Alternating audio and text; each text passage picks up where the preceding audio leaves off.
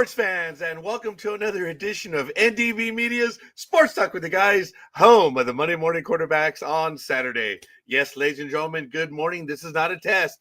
This is Sports Talk in 2025 from Bangor, Maine, all the way down to Miami, Florida. From Pomona, California, all the way to Anchorage, Alaska. We are live and around the world. And good morning, folks. It is 0600, and you know what the O stands for. It means, oh my God, it's early. But hey, we're here. We only have one speed here, and that's crack speed. As a matter of fact, I have one right here, and I've reduced. I am so proud of myself. It's a cup of coffee, and I normally put 6 squirts of the Coffee Mate. I'm down to 3. It's my only cup that I've had all week, and I'm really, really happy, excited about it. And hey, it is what it is. And good morning, Lukies. Thank you for joining this early in the morning. Haven't seen you in a while. So really, really good stuff. But hey, folks, we keep it real here. You know, the conversations we have are unlike anyone else. We actually have conversations here. And while we may disagree with each other, they are still valid and legitimate conversations. Well thought. Well, let's just say we have conversation, and it's really good here on Sports Talk with the Guys.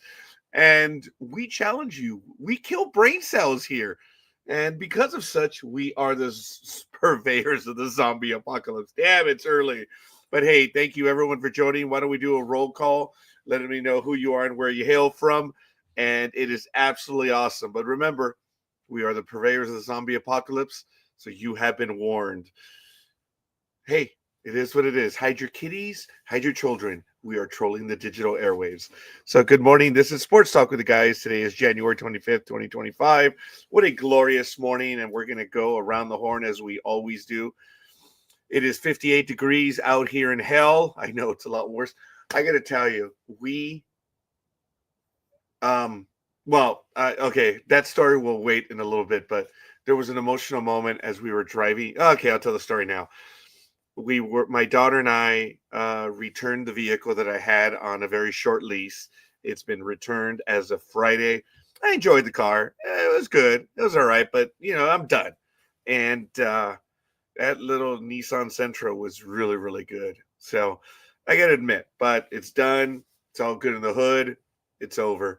And when we were coming back on the 210 freeway in Pasadena, there was a big old fire truck that passed me on the left, or as we were entering the freeway somewhere around Sierra Madre. And of course, I looked in the mirror and I saw an entire chain of fire trucks from the county of Riverside. Let me tell you, it was emotional. And scorekeeper gets worked up over the slightest of things, Sun Tzu, stuff like that. Little things. But I was watching, and Jimo and I were watching weary warriors returning home. It was about 8 fire trucks. There was a state Greyhound, one of those buses like a Greyhound, and there were other trucks in front of us, like Fords and Chevys. They all had fire equipment, and it was a very quiet procession. There were no flags, there were no banners, there were nothing. These were weary warriors going home, and it was really stunning to see, and it was exciting to see. And there was no news. There was nothing about it. But I swear I wanted to stop on the side of the road, and I wanted to stand up and give them a salute. And it was something else. And like I said, it was very quiet. No one was really there as these heroes went home. And I was privileged to be a part of it right there. So really good stuff. Good morning, Elizabeth. Thank you for joining us. I didn't know you had a proclivity for sports, but thank you for joining. And again, folks, let's do a roll call. Let me know who is sharing the misery with me. But it is 58 degrees this morning. It's going to get to a high of 63. It's going to be an overnight low of 47. So it's actually going to be colder tomorrow morning. So I believe the Troublesome Twosome will be on at 7 a.m. tomorrow. That'll be good. Humidity is at 16%. Pressure is at 29.87 inches and stable. Visibility is at 9 miles. Sunrise will be in about 45 to 46 minutes at 6:52 a.m. Sunset at 5:15 p.m. The wind is zero. Okay, that's something else, but zero. Dew point is at 11 degrees. UV index is 0 of 11. And the moon phase is a waning crescent. I want to give a shout out to Elway 7. I believe you're up as well. You should have cheered and honked at them to let them know you acknowledge their work. While I did not do that, I did, as I passed, and I didn't say this, I looked up at them and I gave them the peace sign, the victory sign. And I got a smile back from a fireman. I've never in my life have I ever seen that, but I did, and it was really neat. Unfortunately, I was at the head of that convoy, so I only signaled one truck, but it was still cool, and it was really neat. And like I said, I was privileged to see that. Like the arrival of the janitors at the hospital, you Scrub fans know what I'm talking about. I witnessed the long convoy home of American heroes, the unsung voyage of them on their way home, and it was really exciting. Taking a look at history, back in 1930, the Australian Championships in women's tennis, Melbourne, Daphne Oakhurst-Cousins wins their third straight Australian singles title. Sounds like a street in Chino. But anyway, she beats fellow Australian Sylvia Lance Harper 10-8, 2-6, 7-5. Today, Javi is celebrating his 45th birthday. Good for him. He is a well-known hockey player. Dennis Smith in 1986, a New Zealand cricket fast bowler. One test, a lone wicket off first ball in Otago, Canterbury. Passed away in 1973. And finally, not much is happening on this day, surprising. There are some images, but we're not going to show those. In 1964, American League Major League Baseball player Pete Rose, number 22, weds first wife, Carolyn Engelhart. Unfortunately, they divorced in 1980, but that happened today in 1964. So good stuff, I suppose. National Rugby League. Remember, February 14th, the Harvey Norman Women's All-Stars. And then the pre-season challenge for the men, I believe, starts on February 13th. So that's next month, just a little bit ways away. AVP. Doesn't look like we have anything on their calendar yet. So we'll be checking in on them weekly. And for tennis, let's see in the LPGA what is going on. So, nope, nothing on calendar yet for the LPGA. For the PGA, we're going to take a look at the leaderboard as well and see who is doing what. And we have the Farmers Insurance Open. Harris English is -9, 207. Andrew Novak is -8, 208. And Aldrich Portier is at -7, 209. Also going on, no, that one already passed. So it's just the Farmers Insurance Open at the moment. So good stuff. Taking a look at NTT IndyCar Series. See if we have any news on the opening. March 2nd, the Firestone Grand Prix of St. Petersburg, Florida is going to take place. You'll catch it on Fox Live, Sirius XM. 36 days, 2 hours, 49 minutes, and 33 seconds mark. So you can synchronize your chronometers based on that mark a moment ago. Taking a look at Mission Foods NHRA Championship. Let's see what we have on the schedule coming up for them. I believe they're going to open up March 6th through 9th. Amali Motor Oil NHA Gator Nationals. When do they open up here in Pomona? Interesting. It's going to be very quiet out here for a bit. NAA. Oh, they're going to be up in Sonoma. Well, but that's drag racing. I love the NASCAR and Formula One at Sonoma. I tell you, folks, if you ever want to watch a racing event, Sonoma. Not necessarily for drag racing, but hey, if you like drag racing, it doesn't matter where it is. But Sonoma is what they call a road course. As you know, for NASCAR and NASCAR, they're making left turns. Some people say that's not a sport, but let me tell you, it is exciting watching the races. I grew into it. And watching the Sonoma race is a road course where you have ups and downs, left and rights. It's really, really cool. And I humbly recommend. We'll go over the schedule in March when they open up. And really kind of cool. I'm taking a look now at the Formula One. They're going to open up the Australian Grand Prix 2025, March 14th to the 16th. So that's a little ways away. And I believe NASCAR is coming up real soon. I wonder if they're going to start at the Coliseum again. No, they're not. The Cookout Clash at Bowman Gray will be February 2nd. And then you have February 13th, Day 1 Daytona, Duel 1, and then Duel 2 at Daytona. And of course, February 16th will be the kickoff of the season, Daytona 500 on February 16th, catching a Fox, MRN, and Sirius XM. Ooh, that was a quick look around the stuff. Sorry, I'm not really into football. I generally cheer for the refs. Just saw the live notification. I thought I'd say hello. Either way, Elizabeth, thank you. And it's always a thrill when you stop by and say hi. And we're going to be doing some programs very soon so we can have you join us. Elizabeth, you know you can join us whenever you'd like. But I do appreciate you stopping in and say hello. So, already got a few likes here. Walid Tipaza, thank you for the like. And again, Elizabeth Bowman, thank you for the like. And of course, there are the dogs. They're starting because that's what they do. Taking a look at the NHL for last night, Friday. How many games did they have on tap? Wow, 4 games. Islanders 3-1 over the Flyers. The Stars 4-3 over the Golden Knights.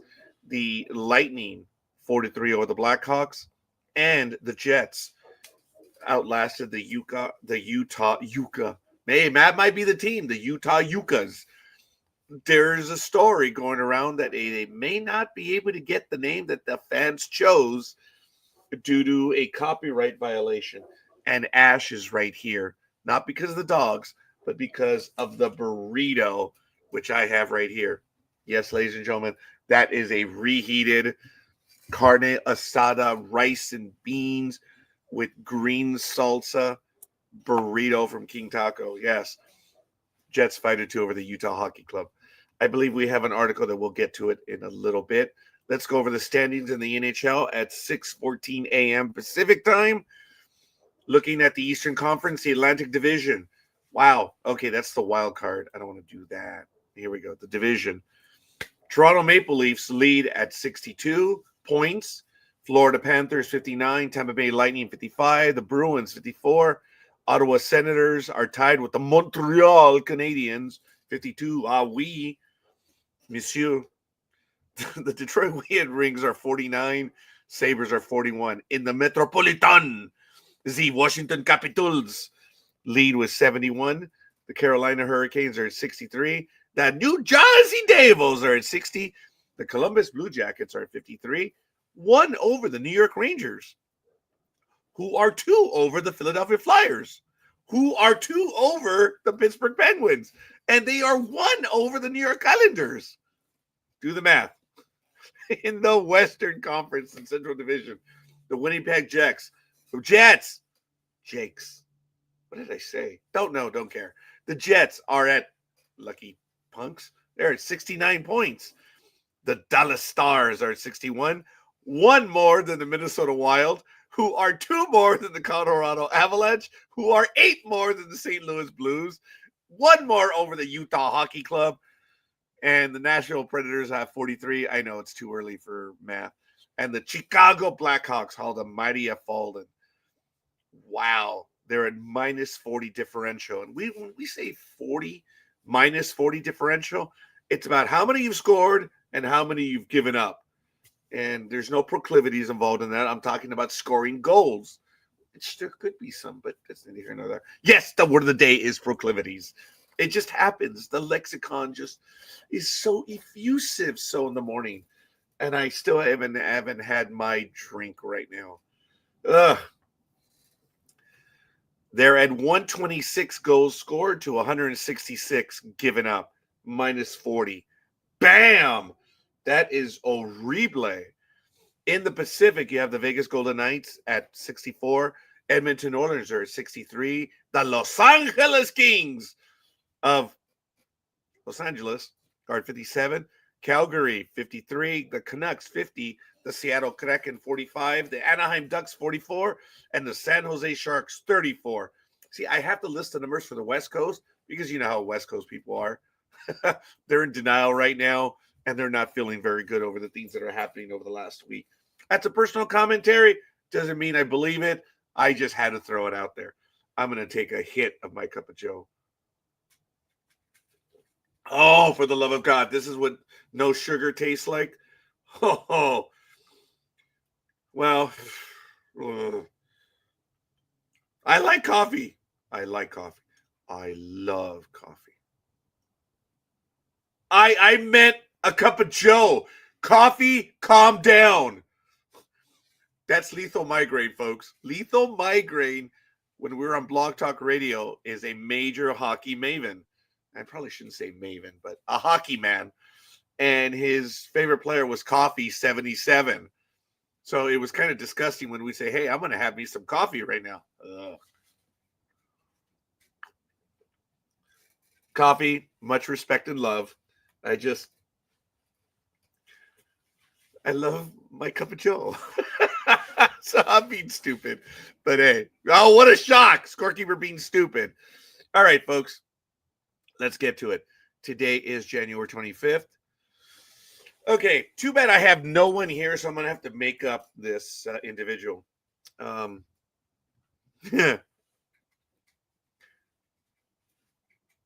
This takes place at work. Sylvia, what is the difference between yourself and a bus? I don't know, she says. She says, when riding a bus, everyone gets off. Joke of the day. I have jokes. Sadly, I have a joke all the way through March 20. Wait a minute. Do I have it already? Yeah, I have jokes all the way through March 22nd. I've been going back to that. I'm trying to collect jokes, so I'm going to joke of the day will be starting up. I hope you guys like that one. It's funny. It's meant to make you laugh. That's what Scorekeeper does. But I'm not going to be an over jerk. I actually am starting to get a bit hungry. I want to give a shout out to my sisters. We went out to visit with them yesterday, and it was a lot of fun. We were able to see the movie Section 31 that debuted on the Paramount Plus network. I'll have to watch it again because we're going to be doing a review program later on today. So, I don't know. I have to evaluate that one a little bit. I appreciate Gmo's commentary on it, but we shall see on what the co-hosts think of the Section 31 movie. That'll be at 4:30. What time is it at? Let me see. Maybe I should check this right. Head on over to ndbmedia.net as you see it on the scroll bar on the ticker down there. It'll be at 4:30 p.m. today. I will be on later on tonight. It will be my last one in January, and it's going to be this way for a little while. NDB Media's Dating and Relationships in 2025. This will be the last episode for 3 to 4 months. There are things going on in life, and I'm going to have to take a hiatus from that program. At least scheduled. I may return, do them once a month, depending. But right now, Dating and Relationships, this will be the last episode for a little while. So, hey. Hola, buenos dias. Thank you, Elway7. Glad you're watching. And, hey, it's good. Hopefully you guys did like that joke this morning. But it is what it is. Now, I'm going to go to this first article, folks. And it's really one of those old Bleacher Report type articles. And I'm going to put in here just to make my case or share my commentary as I do here. And the article, I found it on MSN, and it's a fan cited article. That website, I am getting material from them to laugh at. But in this article, it's entitled, Steve Cohen's Cash Has Created a Monster as Mets Fans Revolt Over Pete Alonso. So as you know, Steve Cohen is a billionaire, roughly 19 to 20 billion dollars in material wealth. He is the owner of the New York Mets, the baseball team. And I got to tell you, it is just funny how they're trying to create something when there is nothing. Mets fans are in revolt. Are we talking about internet noise? Are we talking about people commenting on something? Folks, we're talking about ones and zeros. How much noise can you make? Mets fans are in revolt over Pete Alonso. For those that know and don't know, Pete Alonso is a fan favorite in New York. He's a fairly good player. He's a free agent. He hasn't been signed by the Mets, and he hasn't been signed by anyone else right now. But I understand that you have to create noise to get attention on the internet because of the content that's available. But it's one thing to create noise. It's another thing to make stuff up. Mets fans revolt. Over what? What are they revolting? It is January. But apparently, this is what the article goes on to say. Much has been made of the Los Angeles Dodgers' unprecedented spending spree over the last couple of seasons. But it was the New York Mets who broke the Major League Baseball record for the largest guaranteed contract in December with a 15-year, $765 million deal for the former National, former Padre, former Yankee, Juan Soto, with no money deferred. It was a proper show of strength from Steve Cohen, I guess, spending the most money. Is that the proper show of strength? Then damn, when it comes to siblings, I have to bow down to my oldest sister and the one next to me. If it comes to money. But is that really the Met? Well, it might be the measure. But I'll tell you the joke. Between my oldest sister and I, it happened within the last 10 years. Damn funny. I love sharing this story because it was a wonderful story. But that's a tangent. Let me finish this. So it was a proper show of force, apparently. And being the richest owner of baseball, I don't know if he actually is the richest owner of baseball because you have the Guggenheim Group. So is the richest individual? Do your homework. And he's a lifelong fan committed to bringing the Mets to the World Series. You know, every time I hear that so-and-so is a fan, you notice how the project generally screws up, whatever it is. Whether you're a Star Wars fan and you finally get to do a project Acolyte, and you mess things up. And I think I'd just rather have a professional doing the job. Just because they're a sports fan of a particular team, oh, that makes it what? Revoltable? The Mets are a good. Oh, he did write that. The Mets are a good team. Finishing a stone's throw away from the World Series. Look, folks, I'm a Yankee fan, okay? First and foremost, I am a baseball fan. I do cheer for several teams, but it is a lot more fun cheering for the Yankees because people hate just the very NY. It creates instant hatred. And folks, having that free rent in that person's mind, oh, it's free, baby. It's free. Knowing that person gets angry and bent out of shape, spits on the ground, and throws expletives all over the place just because of an NY, that's free rent, baby. I don't have to do anything, and people are instantly angry or agitated. God bless America. it did just trip me out on that. Mets are a good team. Actually, they were last year. They were a stone throw away, and now adding Juan Soto is a good way to reassure the fan base. But the Mets are still up against the Dodgers buzzsaw in the National League. Now, folks, let me tell you, this whole thing about the Dodgers, look, I've been saying this for 10 years. It's a great time to be a Dodger fan. You have committed management. You have an ownership that is spending money, ungodly sums of money, kind of like George Steinbrenner of the Yankees spent ungodly sums of money to win. Hey, see how many World Series did George Steinbrenner get? See, 2, 6, 7. 7. So all this talk about a Dodgers dynasty, you've won 2. Congratulations. Good. Hey, awesome. Best team in baseball last year. Really did it. We'll see what you do this year. Hey, it's over. You guys won. Duh. Let's see what's going to happen now. And good morning, Gridiron Girl. Damn, I say Dodgers, you show up. Gridiron Girl, Gridiron Girl, Gridiron Girl. I'd rather say Gridiron Girl than Beetlejuice, which is named after a star, by the way, which is named after something else. I'm too lazy to look into it. I am really on tangents right now. So he spent this money to mollify a fan base. How do you mollify a fan base?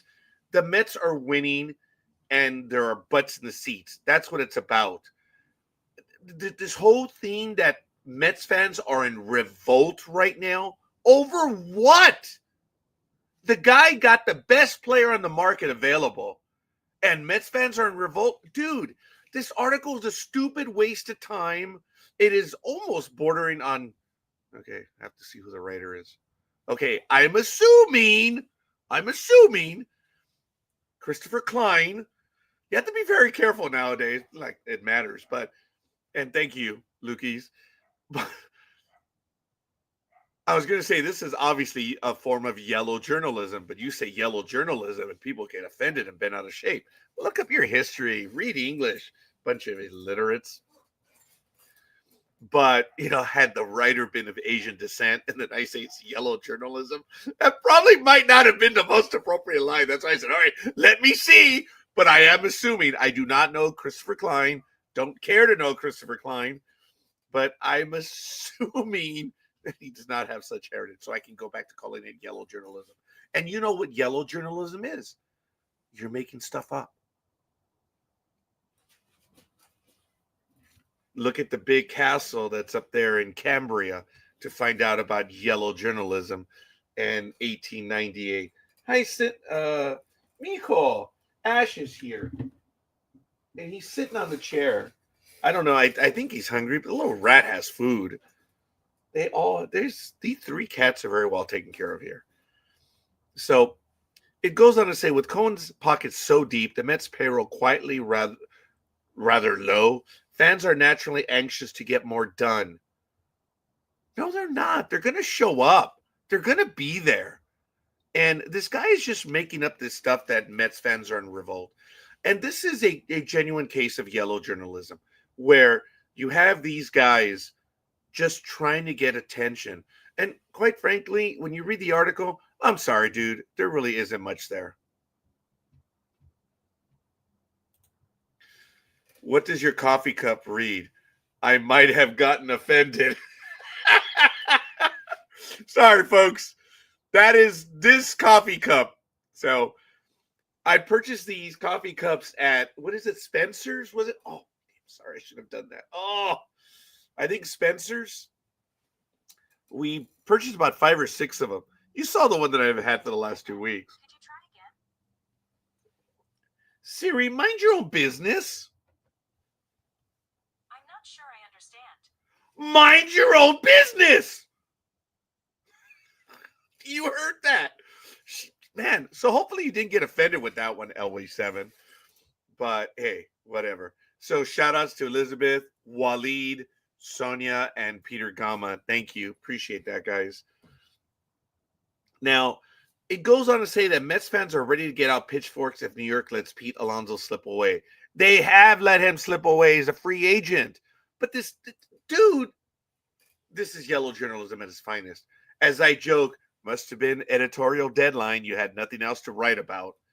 And this article at Fans cited where Mets fans revolt over Peter Alonso. Over what? He's a free agent. He hasn't been signed. What are you revolting over? Christopher Klein, come up with a better story, dude. Ugh, I was going to use a presidential first lady line. I don't want to do that right now. But it's just really a waste of time with all the material that's out there. But that's just one, and we'll see. But we'll find out if Laker fans are in revolt right now. Good morning, Mr. Big Dog. Greetings and salutations.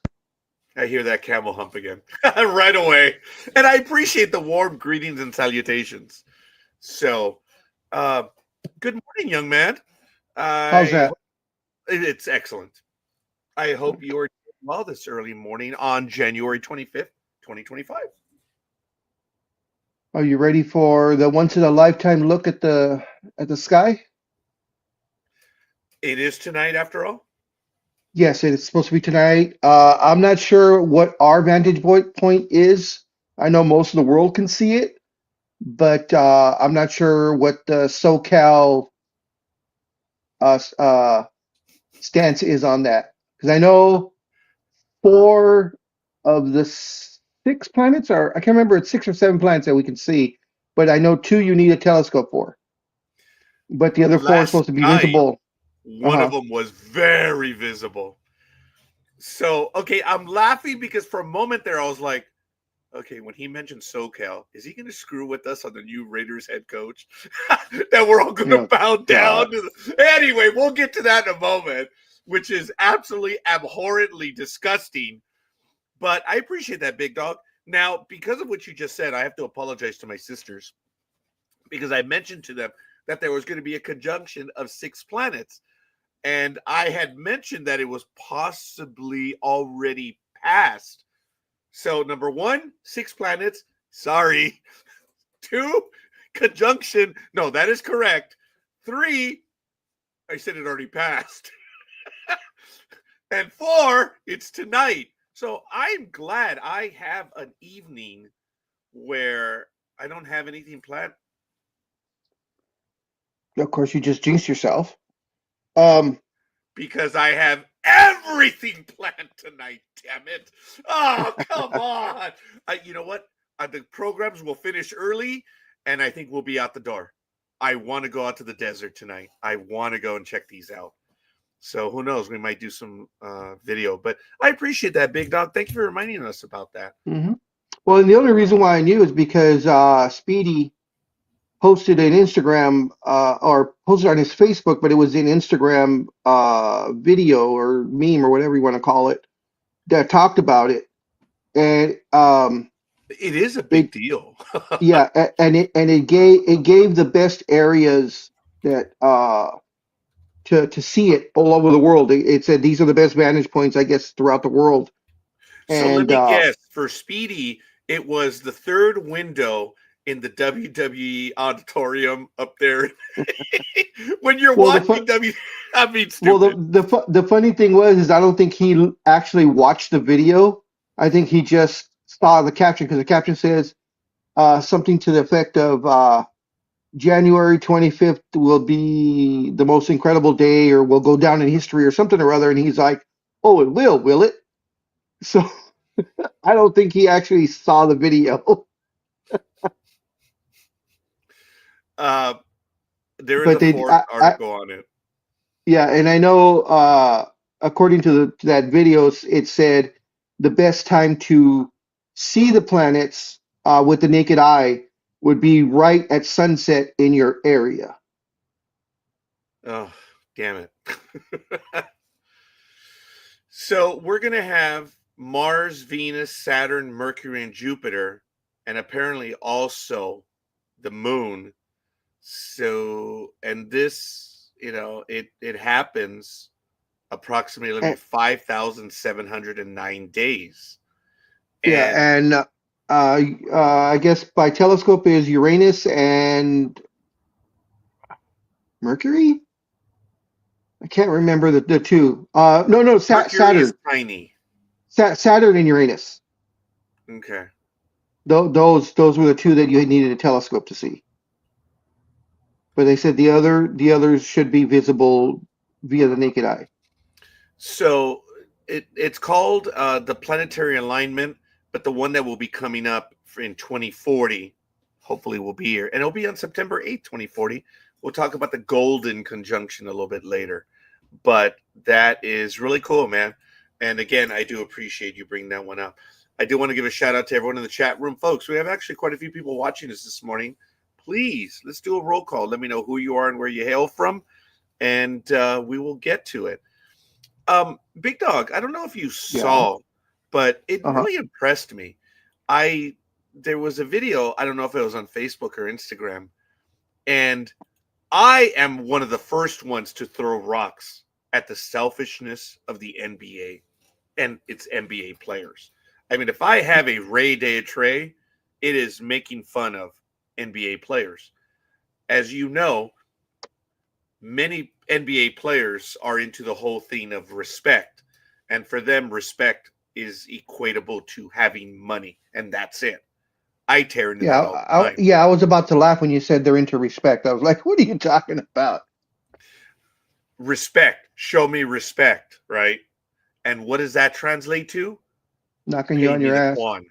I'm sorry, what was that? Damn it. What? I said knocking you on your ass. Oh, well, it was interesting, folks. And Big Dog, that is fair. I'm all right with that. But I found a video that it really, I'm not going to say warmed to my heart, but it was actually cool because it's unedited. It's a real video, and it is really cool, and it's about respect. Hi, Papa Socks. I can't tell you who I am because I'm in the witness protection program. However, I can like and subscribe. Thank you, Papa Socks. Thank you. Fair enough. I have been, dude. I thought I knew. I thought I knew because of the T-shirt comment. I'm like, oh my God, I know who that is. But you know, the funny thing was, I didn't think Jimmy Hoffa was still alive. But you know, it's neither here nor there. Yes, it is neither here nor there. So, folks, it is on Instagram. I'm not gonna show. There's gonna be no sound because you really don't need sound for this video, folks. It is actually kind of cool, and this is in the NBA. And I'm one of the first ones to say I will rip, but I try to believe that I'm intellectually. I couldn't even say without smiling. I try to believe that I'm intellectually honest enough to acknowledge this. And folks, it's entitled Respect. It's the NBA. There's no sound. Check it out, guys. It's actually kind of cool. He accidentally stepped on the player. And dude, he goes up to him. And he immediately, same game. Dude, No, the player's falling. He stops the play. And look, bam! He lost his balance and he kept them from falling. Look at that. Oh, he took out, the server. Damn. And you know what? He stayed to pick the people up. And look at this play. Boom! Goes down, stops the play to make sure the guy is up. This is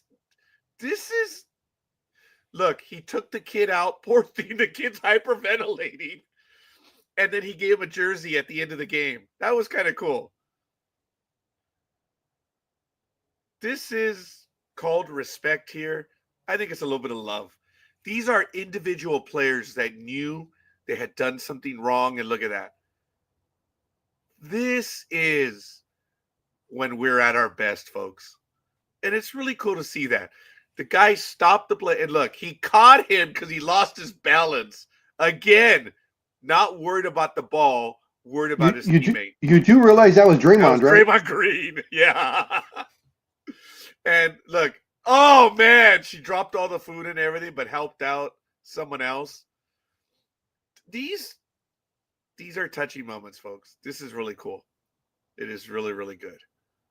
And it's a nice collection of videos. It might be a little heavy on Golden State players, but that doesn't matter.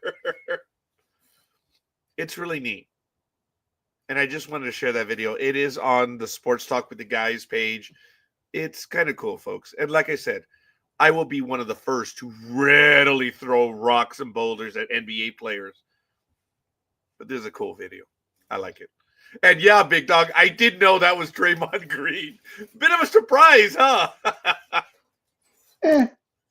You know, like they say, even the sun shines on a dog's ass every so often. Yeah. It was good.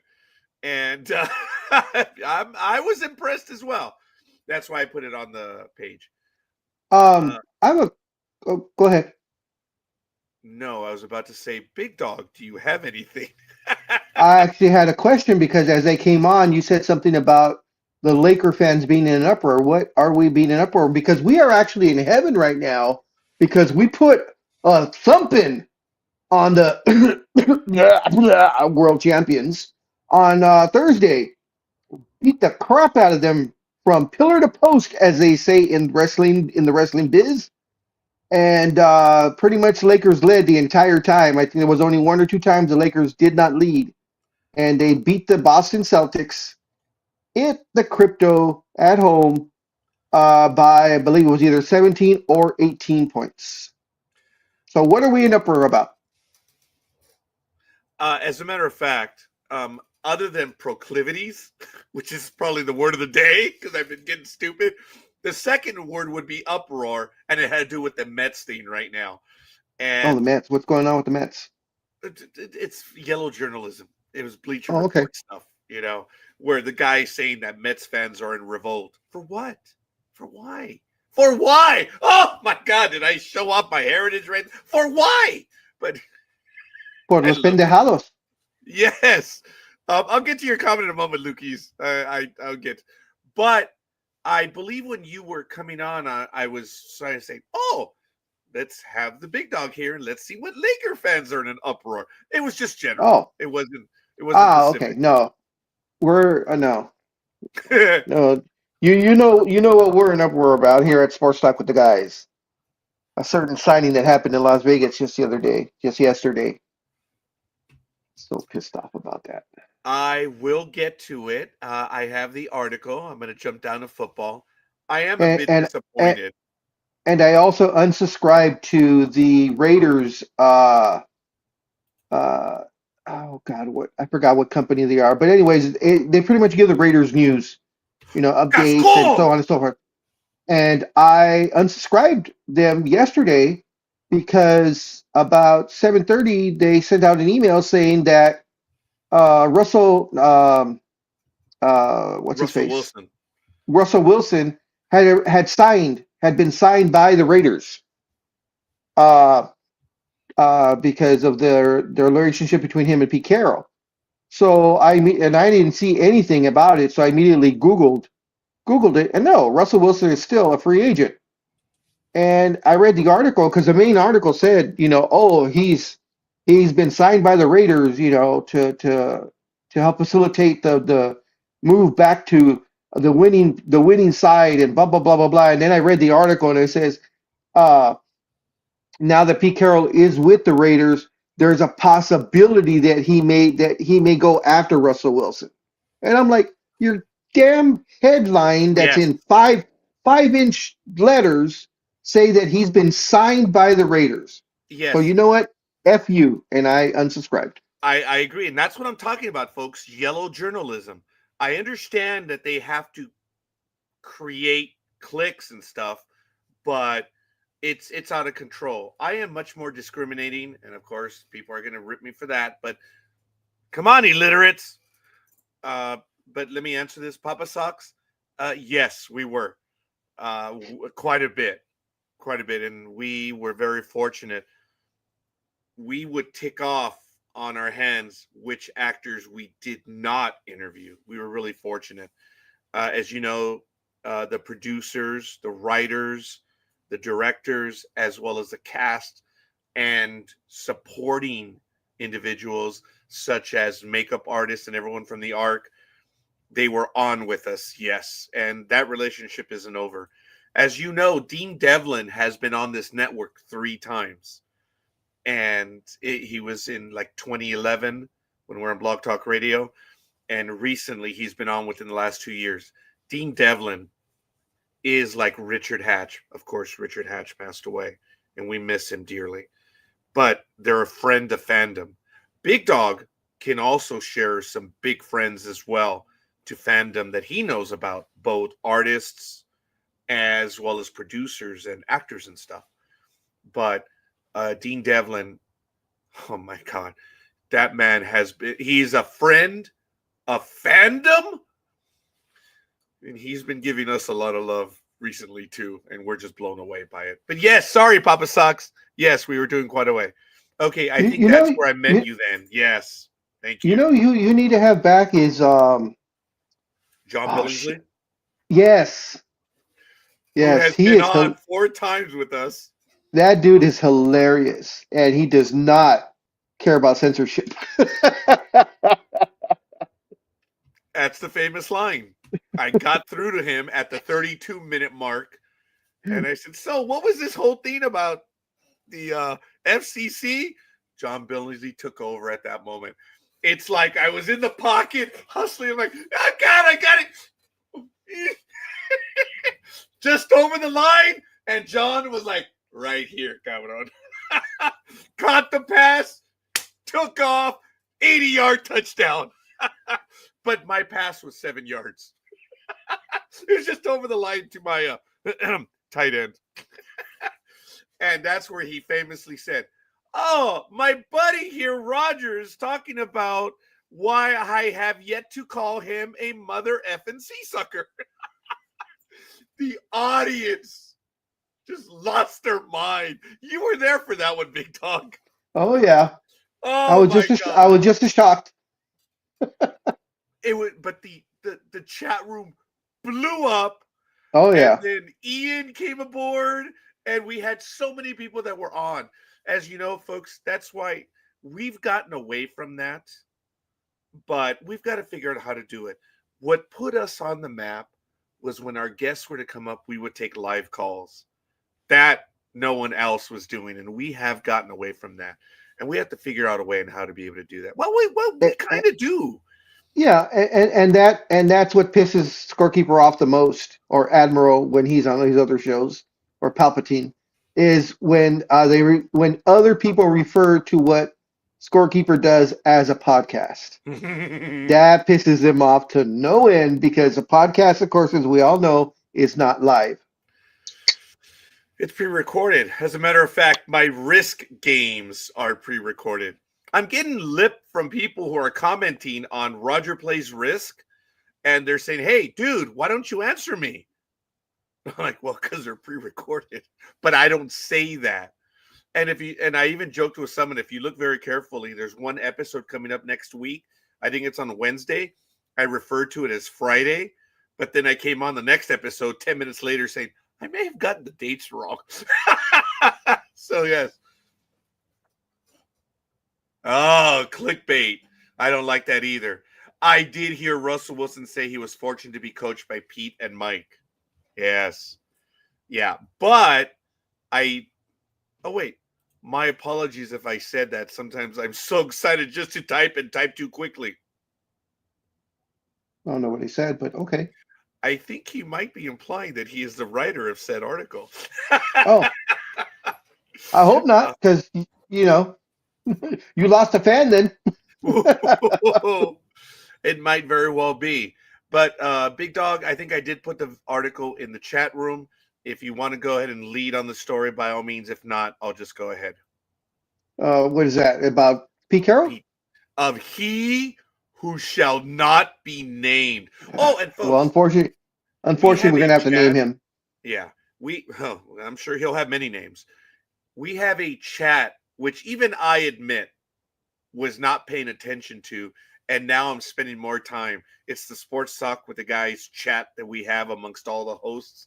And there are a few other guests that are in there. And poor almighty, after the statement of hiring Pete Carroll, I think he was trying to mollify or shut us up by saying, "What are you talking about? This guy has great pedigree. He's done this and this, and he's won a Super Bowl." And we And could have what? done. You could have done worse. Yeah. Yeah. Okay, And then you answered. now, oh yeah, yeah. Oh no, I apologize for broadcast versus podcast. Oh no, Oh, dude. nah, you're Oh, cool. hell no. No. That's funny. No. That was accidental. So anyway, when Almighty was trying to say, guys, he's got pedigree. He's won. Scorekeeper didn't actually no, Scorekeeper saw his comment and snapped. And I went for the kill. I'm going to quote, to be fair, I have to quote him properly. And my response, I was a dick, wasn't I? No, you spoke the truth. Oh, well, okay. But here it was. I'm going to go to it right now. Whoa. Wow. We're a little pissy this morning. Carolina is I know you're trying to say Pete Carroll, but it's okay. Well, maybe yes, that's what we could call him Pete Carolina. Ooh, that might because very we well don't be. like him. I think he may be the third Wonder Woman with Pete Carolina. Okay. Big So dog.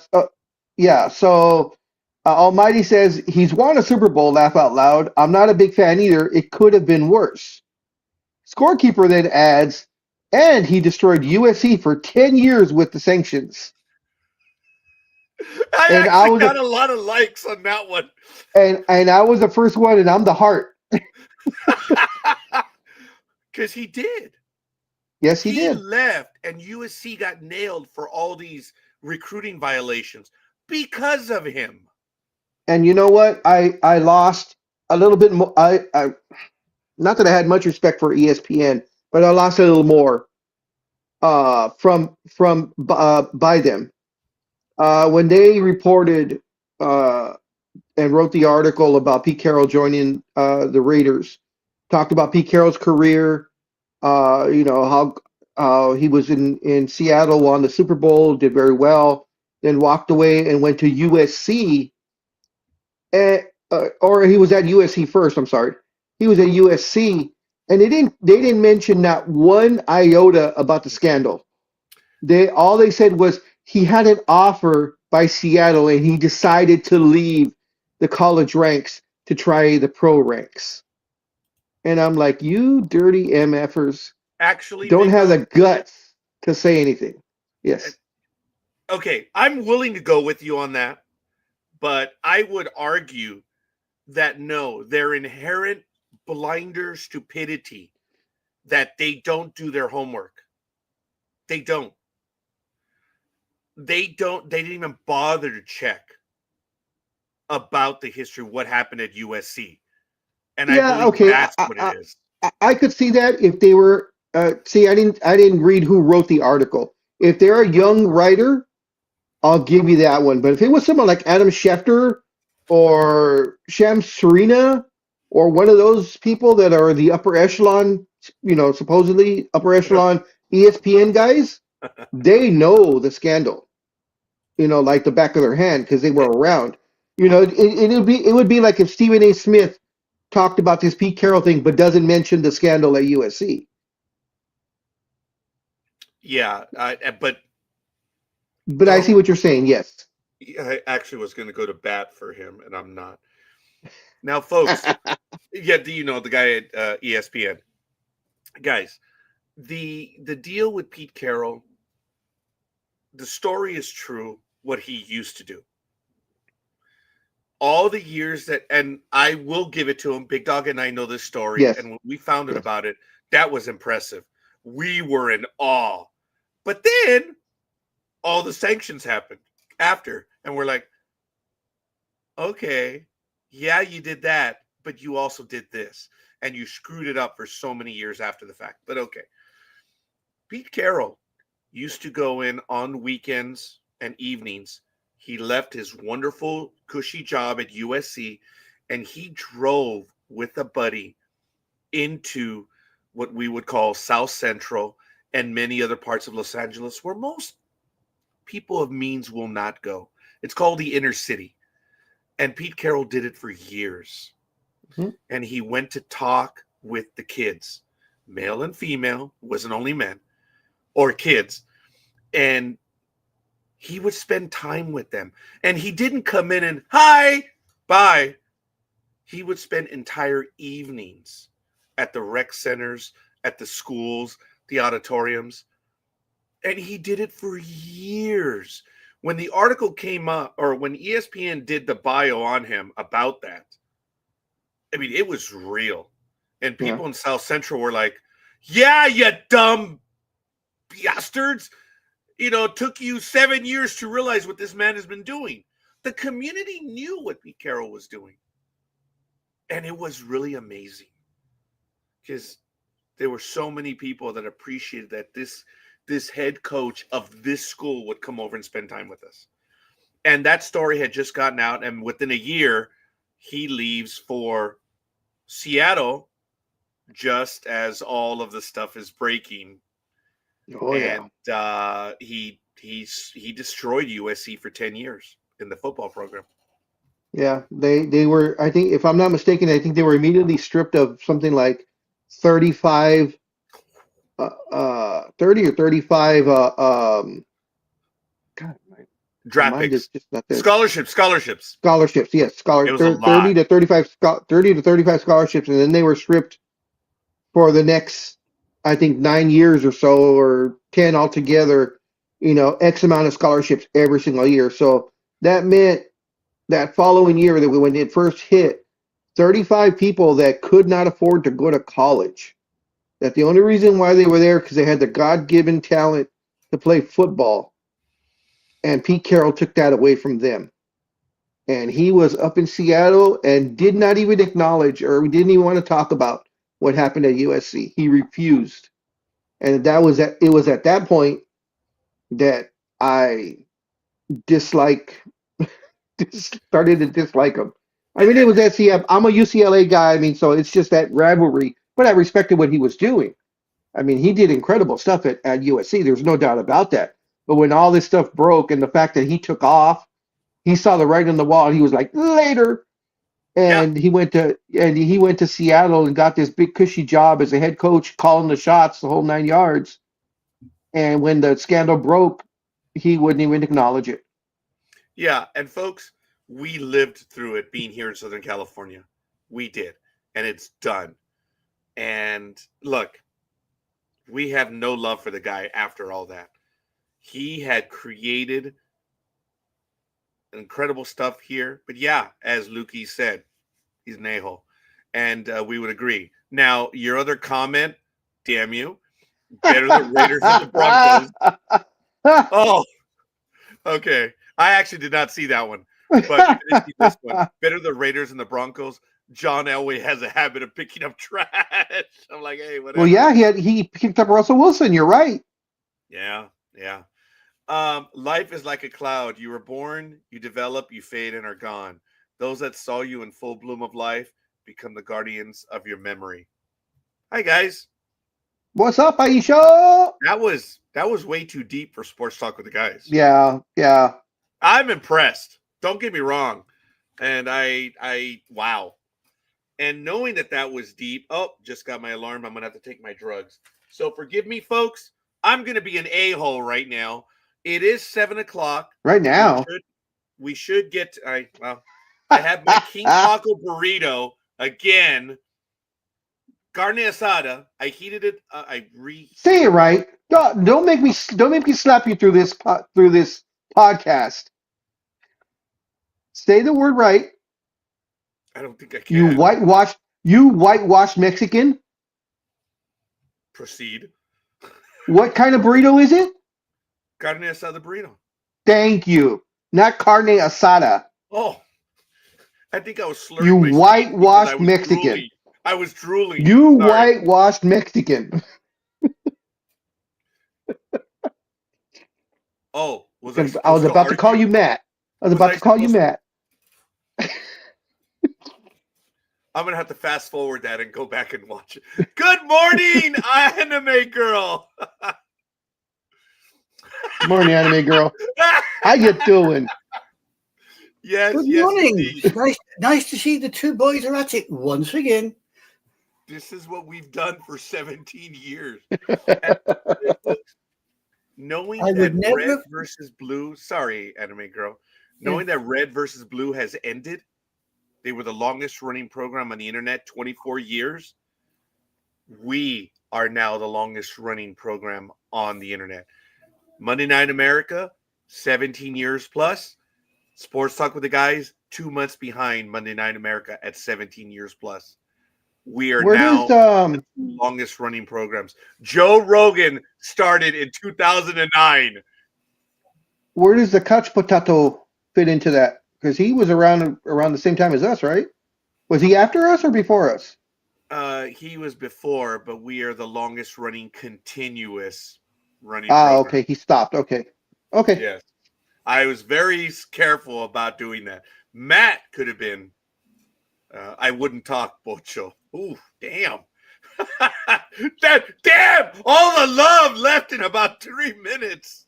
But see, I never shy away from that though, because yeah, my Spanish is lousy, but not him. He's over here talking regular, very almost professional and businesslike, and then all of a sudden, when a Mexican name comes up or a Hispanic name comes up, all of a sudden he gets his thick accent when he talks, just like that couple of those TV shows where the reporters all talking professional, and then Maria Gonzalez de la Cruz, she comes out and she's other than that, she's speaking for perfect professional CEO type.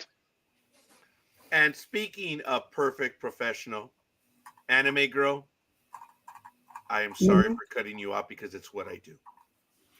I'm used to it by now. I am just ignoring you.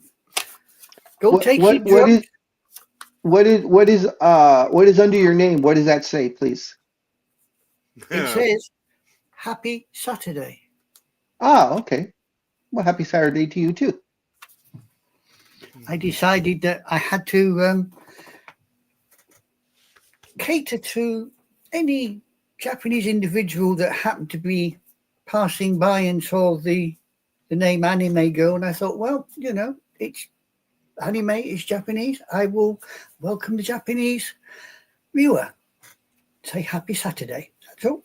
You're going to Just be on me- tomorrow, are you not? Yes.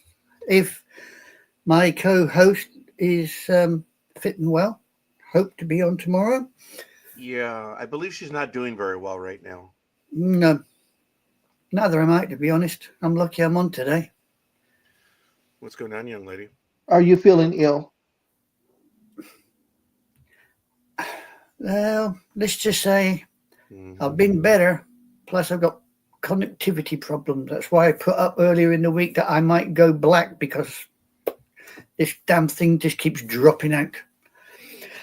So if I disappear suddenly, don't panic. It's just the damn computer playing up. I will panic. I need Damn to that clarify. damn that you're King Charles. What? I said, damn that King Charles. Oh, it's got bugger all to do with Charlie. Believe you me. Our Charlie's not doing that bad, but the problems in the world happen to be at your side of the bloody Atlantic, thanks to a certain bloody ginger-headed pigeon. That is one fat pigeon, man. Yeah, it is. Yeah. Anime girl, how the heck are you from Lukey? I'm very happy. I see one of the Scissor Sisters are on. Where's Tuller? Oh no, they're both in right now. Oh, are they? Cool. I like the Scissor Sisters. The scissors. You mean Twisted Sisters? Twisted Scissor Sisters. Who cares? Damn. All right, fair enough. I'm almost ready to go on the conference games for football. Where's Come Gig? on, What? grid or gig. Oh, two of them? Wow. Hey, we have to respect our audience. Watch it. Mhm. Actually, no, we do respect our audience. We really do. And I am proud of that. They know the respect and love that they have. Now, the casual audience, that's different. because they're the ESPN audience. We have no love for that audience whatsoever. ¿Dónde está Forgive me, la folks. borracha? Let me see. This is a King Taco burrito. Oh, King Taco burrito. Good grief. Good burritos. I got Tony earlier on this week.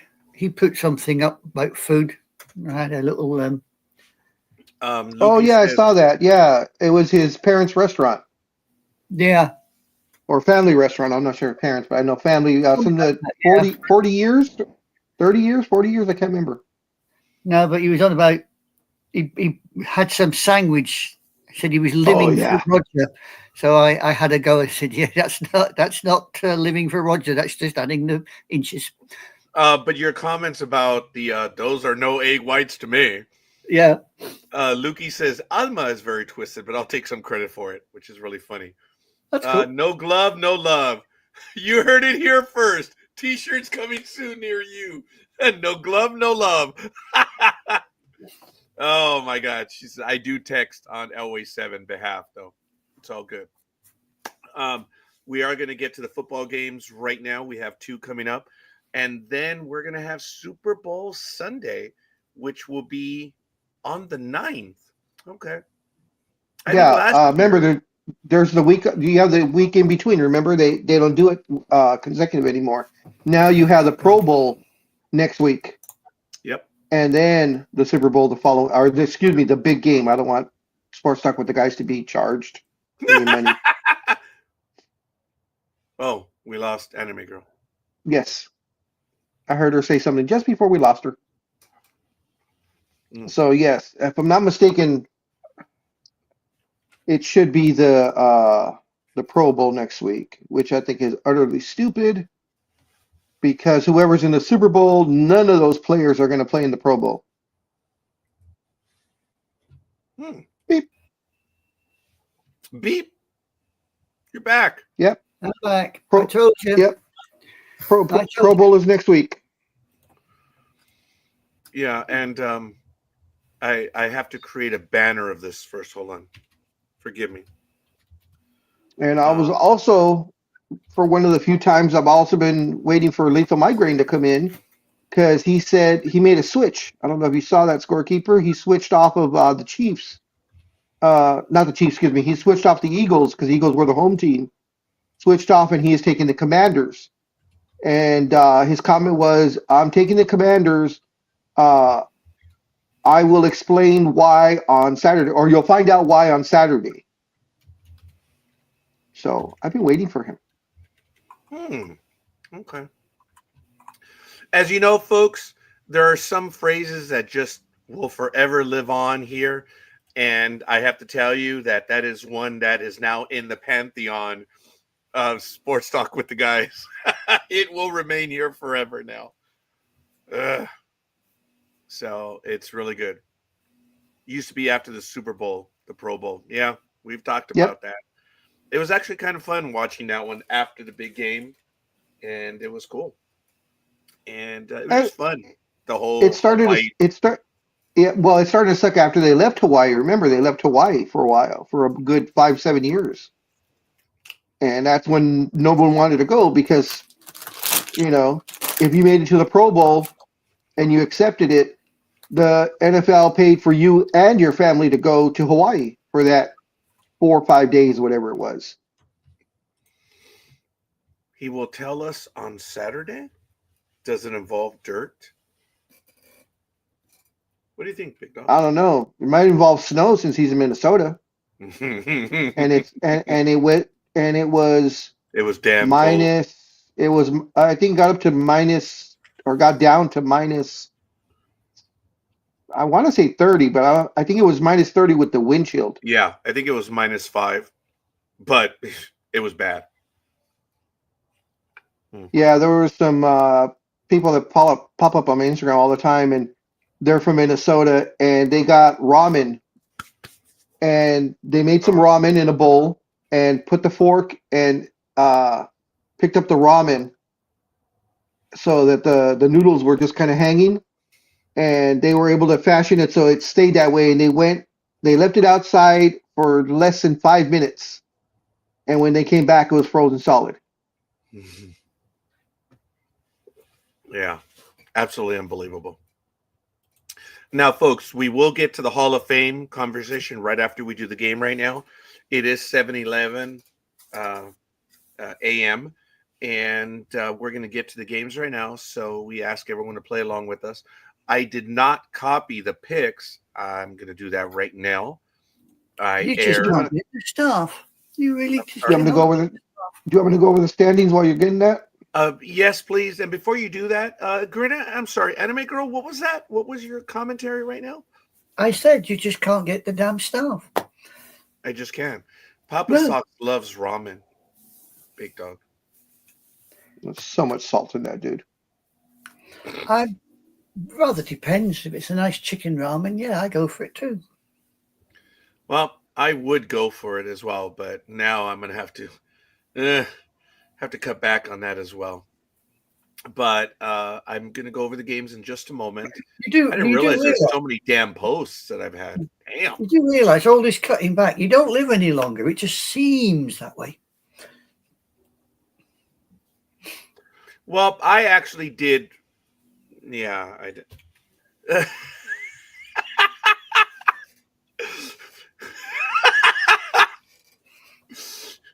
I copied them. I've got them. That was very good. Oh my goodness. So bear with me a moment. I've got them now. And Do you want the standings or? yeah, go ahead now, please. All right, so the standings this week were divided because there were a few people that did not give picks in the second round, and there were people that joined only in the second round and did not have first round picks. So there are 1, 2, 3, 4. There are 5 there. Fausto went 1-3, 25%. Sports Sister went from the first week. She didn't have the second week picks or second round picks. She's 2-4, 33 1/3. Papa Sox did not have second round picks. He's 4-2, 66.7%. Dream did not have second round picks. He's 4-2, 66.7%.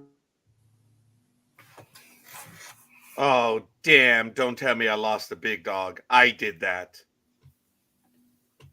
I'm so glad you said that because I was just about to start playing with my damn computer. I thought it was me losing it again. It was me because I kicked him off because whenever we create a screen, something on his iPad, He'll be back. people who didn't pick those cats should take a hit. I suppose they should. Sorry, folks. I accidentally kicked him This second fire that's kicked off ain't anywhere near you, is it? off. Actually,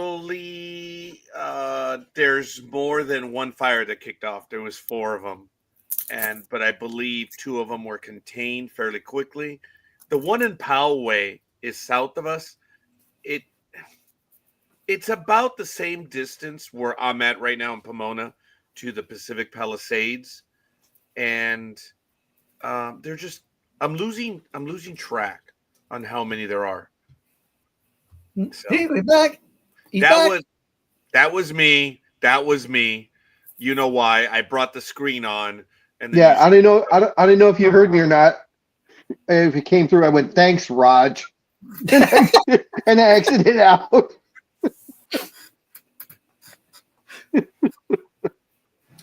All right, so I think I got to Philly Milt at 75%. No, okay. Dream was 4-2, 66.7%. And it's Philly Milt. He was 3-1 because he only had second round picks, 75%. So everybody that's been in there is from the bottom up as usual. Elway 7 went 1-3, 25%. She is 1-8, 11.1%. Almighty went 2-2, 50%. He is 4-6, 40%. Engineer went 2-2, 50%. Along with Anime Girl, who went 2-2, 50%, and they are both 5-5, 50%. Coffee went 1-3. Speedy went 2-5, 50%. Philly Special went 2-2, 50%. And Gig went 2-2, 50%. Scorekeeper went 2-2, 50%. Big Dog went 2-2, 50%. That's myself. Lookies went 3-1, 75%. We are all 6-4, 60%. Color Maybe went 2-2, 50%. NorCal Girl went 3-1, 75%. They are both at the top of the heap at 7-3, 70%. So it is a 1, 2, 3, 4, 5, 6, 7. It's a 7-way tie for second place. Go Philly special and coffee. That's funny. That is everyone. And I thank you for that. So, hey, Scorekeeper, quick non-related question. Jaden Daniels has been training through VR, I heard. Can you learn Java through VR? No, the coffee bugged up the keys. Yeah, very good. I'm going to take that answer. I like it. Yeah, that was good. I was chuckling because I didn't know how to answer that one. Thank you, Anime Girl. Very well done. So, folks, let's go ahead and get to it. I did copy and paste. Thank you, Papa Socks, for making it very clear. So I'm going to ask Big Dog to take the Commanders Eagles, and then Anime Girl to go ahead and take the Bills and the Chiefs. And I'm going to put the names here so they don't get confused on the games and they know who's assigned to them. Yeah, there's so many to choose from. Yes. So Sunday, January 26th, there's 2 games only. Let's get to them, folks, if we are ready to go. And Big Dog, I'll have to read off of that because my phone's being stupid. Oh, yeah, okay. Welcome to my life. I'm going to have my taco burrito in the meantime. So we have the 12-5 Commanders taking on the Philadelphia Eagles, who are 14-3. They, of course, are going to be in Lincoln Financial Field in Philadelphia. The game will take place Sunday afternoon. Sunday afternoon at 12. Put that down. Thank you. At 12 o'clock Pacific time on Fox. Now you can do it. Holy shit. Okay. In the comparables, in offense, the Commanders are 7th, the Eagles are 8th. In defense, the Commanders are 13th, the Eagles are 1st. In passing, the Commanders are 17th. This is very surprising. The Eagles are 29th. And in rushing, the Commanders are 3rd, while the Eagles are 2nd. In their last meeting, which was December 22nd, so just about a month ago, it was the Washington Commanders beating the Philadelphia Eagles in Washington 36-33. Wow. All right, folks. Continuing with that, the betting line is -6 for the Eagles right now. Interesting. Do we have a win probability? According to what I've got here, the little dodos are going to fly away with 71.4%. Wow. That's crazy. Do we have a weather report by chance? It will be 39 and partially sunny. And of course, it is not dumb. Not dumb. There's no dumb. No, they're going to make one out of snow. A snow dome. May we have an injury report, please? An injury report. Okie dokie. For the commodes, those wonderful little commodes. Cosme the guard is out with his knee ACL. Allen, the running back, is out with his ankle. Debussy, the defensive tackle, is out with the mysterious undisclosed. Just to throw in here that Williams, the running back, is on questionable with concussion, but he's not actually listed as being out. Now, for the dodos, where are we? According to this, there is nobody actually listed as being out, but there's a fair few on injured reserve. Okay. Other than that, that is all. All right. So knowing that, so far, well, we'll start with the big dog then. Please, may we have your pick on this game, big dog? Oh, I'm sorry, big dog. Forgive me. What? Gig will be taking the Jaden Daniels and the Washington I, Commanders. I'm sorry, this Sonj Rubles. We cannot take that pick. That pick must be made live, and on air. Thank you very much. I removed it, so I'm sorry for interrupting you there, big dog. No, I don't do remove it. apologize. I'm going to send a message to the individual in question. Well, I did. I already sent her one. Well, apparently it's not communicating, so I'm going to send another one. So, Wow, so she's not taking the Eagles. That's interesting. This is going to be a tough game. I didn't think the comparables that they were that close. The Commanders did have a hell of a season, but I think the Eagles are on a mission to get revenge on the Chiefs if they face each other again.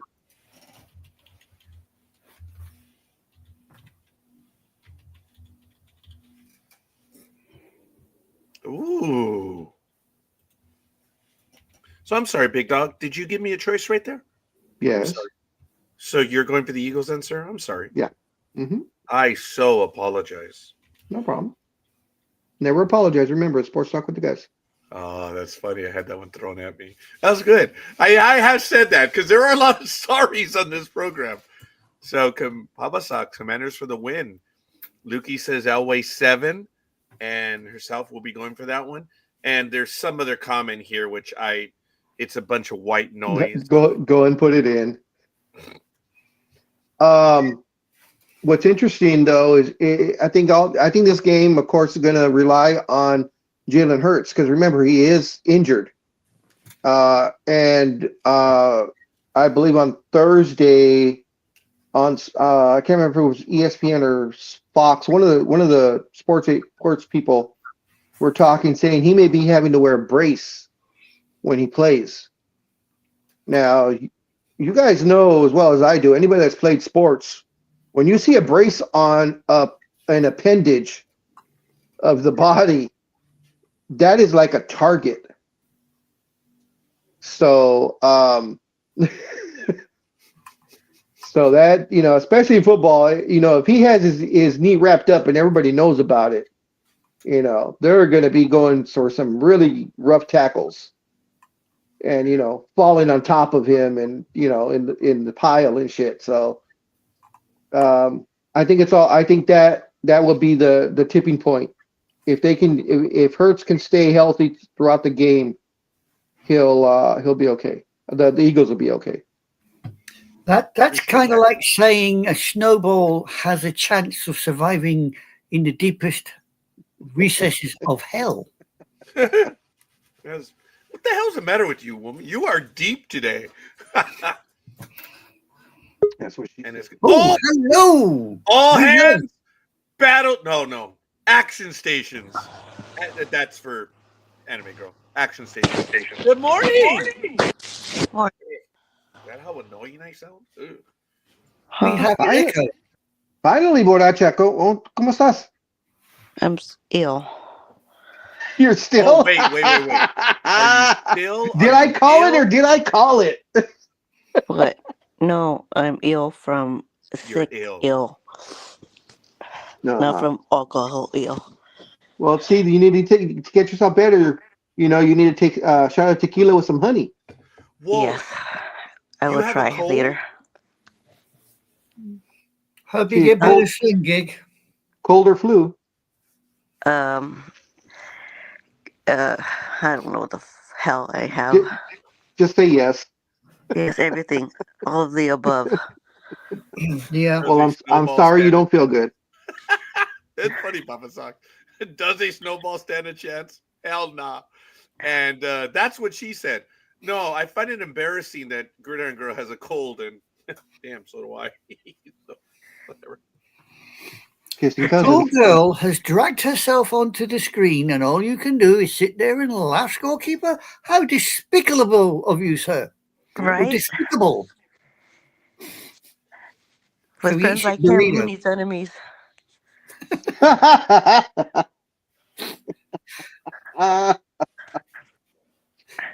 So who are you going for, Gridiron Girl? I uh I gotta repeat myself. Okay. Whoa! Jaden Daniels and the Washington Commanders. Do you wish to give a score? The Redskins. I can't think. No. So you are overqualified for sports talk with the guys right now. All right, fair enough. Anime Girl, who are you going to go for? Well, Oh, I'm getting reprimanded now, Gridiron Girl. What? You have a cold. I have a cold. Oh. No, she's saying when she's saying you wish is because I said she heard me say kissing cousins. Oh! Oh, no, but it was directed at me. It was you. Well, wish. yeah. I love you all. Give a score. Give a score. Come on, Gridiron Girl. 27-24. Wow. Yeah, close Ooh. game. Right. Tight. Impressive. Anime Girl, who are you going for on this game? well, my heart says one thing and my head says something else. You're Go with it. overqualified for sports talk with the guys. You sound like a never mind. What? No, I'll be nice. Whoa! If you Oh, say I nice. sound like that fat pigeon, I shall come over there God, personally and kick God, your no. I would never insult you with that ever. butt. That pigeon needs plucked. And I said plucked, by the way. Before you go any further, big dog.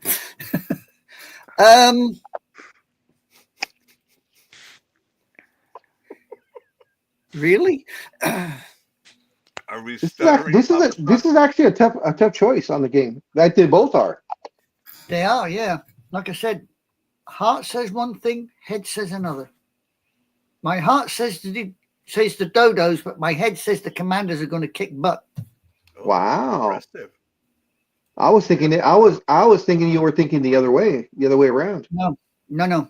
My heart says Dodos will do it, but somehow my head, reading what I've read on the screen, somehow my head says the Commodes. So yeah, put me down for the Commodes. I reckon it's going to be something like 30-23 or something.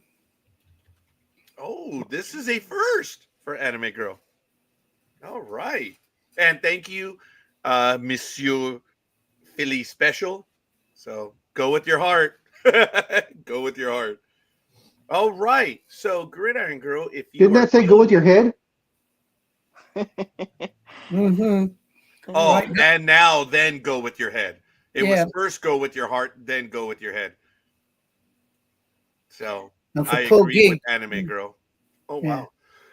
wow. So, Gridiron Girl, would you regale us, please, even though you're not feeling well? Sure. Sure.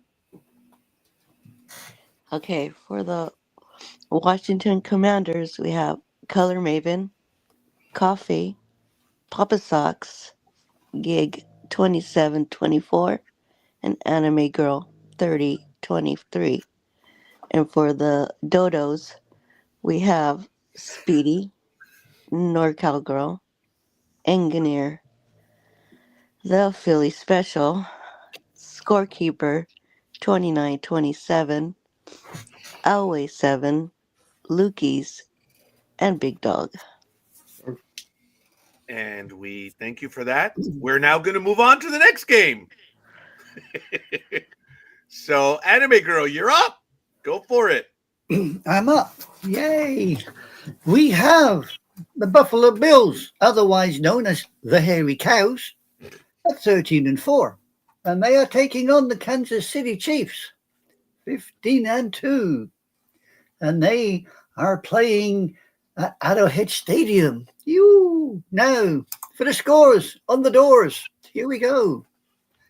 In offense, the Hairy Cows are 10th, while the Chiefs are 16th. In defense, Hairy Cows are 17th, while the Chiefs are, oh look, they're 9th. But in passing, the Hairy Cows are 9th, while the Chiefs are 14th. And in rushing, the Hairy Cows are being consistent. They're 9th, while the Chiefs are 22nd. The last time these two got together was November 17th, 2024, when the Hairy Cows stomped the Chiefs 30-21. Their only real loss of the season. So as of right now, the betting line is Chiefs at -2. Do we have a win probability? Yes, the win probability is the Chiefs, but only at 53.1%. Ooh, okay, because they're two good teams. Fair And, enough. We have a weather report. Change the line to 2.5, please. It changed overnight because I checked it last night at 11:30. So I guess. Oh, and thank you for that. And the weather is going to be partly cloudy, no dome, and it will be a chilly 32 degrees. which would actually be an advantage for the Bills, but that's neither here nor there. Do we have an injury report? We do. For the Hairy Cows, Doyle, the offensive tackle, is physically unavailable. He's got an injured knee. I know about Raptor that. safety is out with a hip. And that is it for the Hairy Cows. For the Chiefs, we have Cup, the tight end, out with the mysterious undisclosed. But just for the general information, the Chiefs list with little red dots far exceeds the Hairy Cows list. And in fact, you could probably put the Hairy Cows list in the Chiefs list twice over. So there you go. Okay. So, young lady, who are you going to go for? Me? Yeah, Well, you. Oops. Yeah, me. Again, this is one of these that divided loyalties. It's divided loyalties on this one. Okay. So, I mean, the Chiefs have done me good all through the season. Oh, yeah. But looking at that injury list, I have a funny feeling the Hairy Cows just might take it. Something like 24-20 if they're not careful.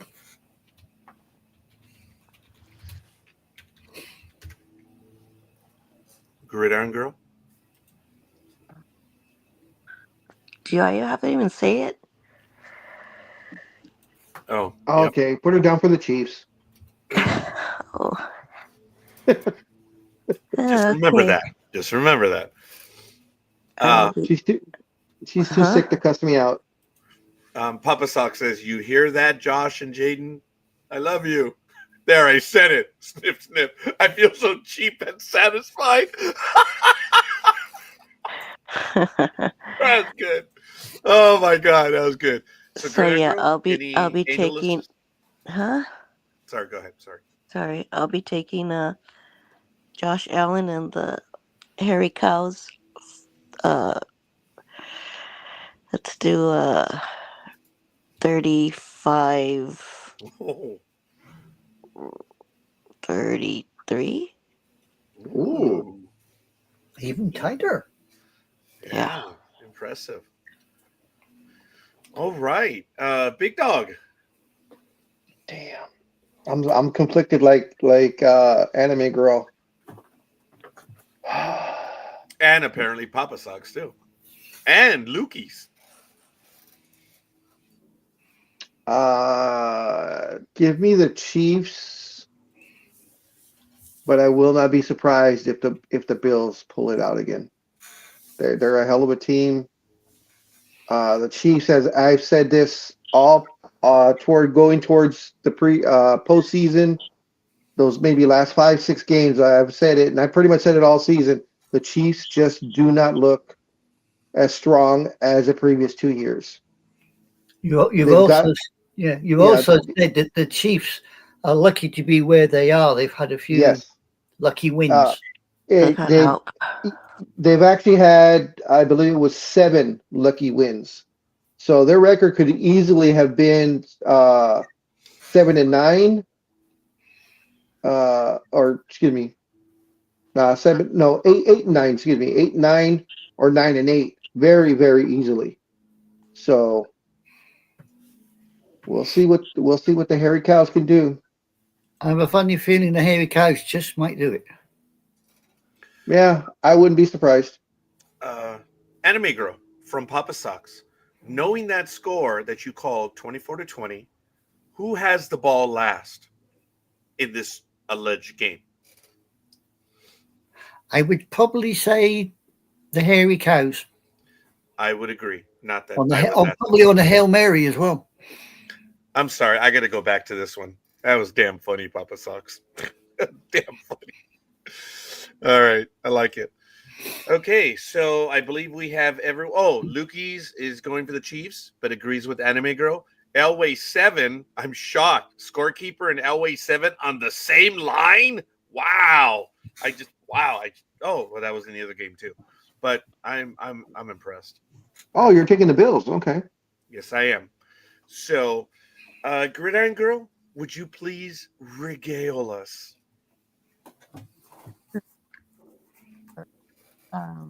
Josh Allen and the Hairy Cows. We have the Philly Special, Scorekeeper 26-24, Elway 7, Anime Girl 24-20, and Gig 35-33. And for the Kermit. that team in the red and gold, it's Cafe, Speedy, Color Maven, NorCal Girl, Engineer, Lukey's, Papa Sox, and Big Dog. And Papa Sox is the only one that claimed it was going to be a blowout. Oh, really? Oh, Yeah. He You're said, right. yeah, he said the Chiefs and it won't be close. I have a sneaky suspicion that's going to be the case as well. Really? But yeah, but I'm going for the Bills. And as I always say, I don't cheer for a team. It's just I'm not rooting for a particular team because I don't have the stomach for it, both figuratively and literally. So. And the Raiders aren't there, so that's why too. So, folks, we have it. I will take a few moments to go and update the site. I'm going to do it right now. So maybe in about 5 or 6 minutes, please go ahead and go to Facebook and like it. That way we know you've seen it. And it helps the metrics, obviously. So I thank you at this point. Gridiron Girl, how you feeling? Seriously. Everything okay? No. Oh, okay. She told you she's sick. I'm 10 minutes away, so maybe later on I'm going to just go over there and... Sneeze on him. Yes. Yeah. Cough all over him. That'll make him Is happy. that your threat?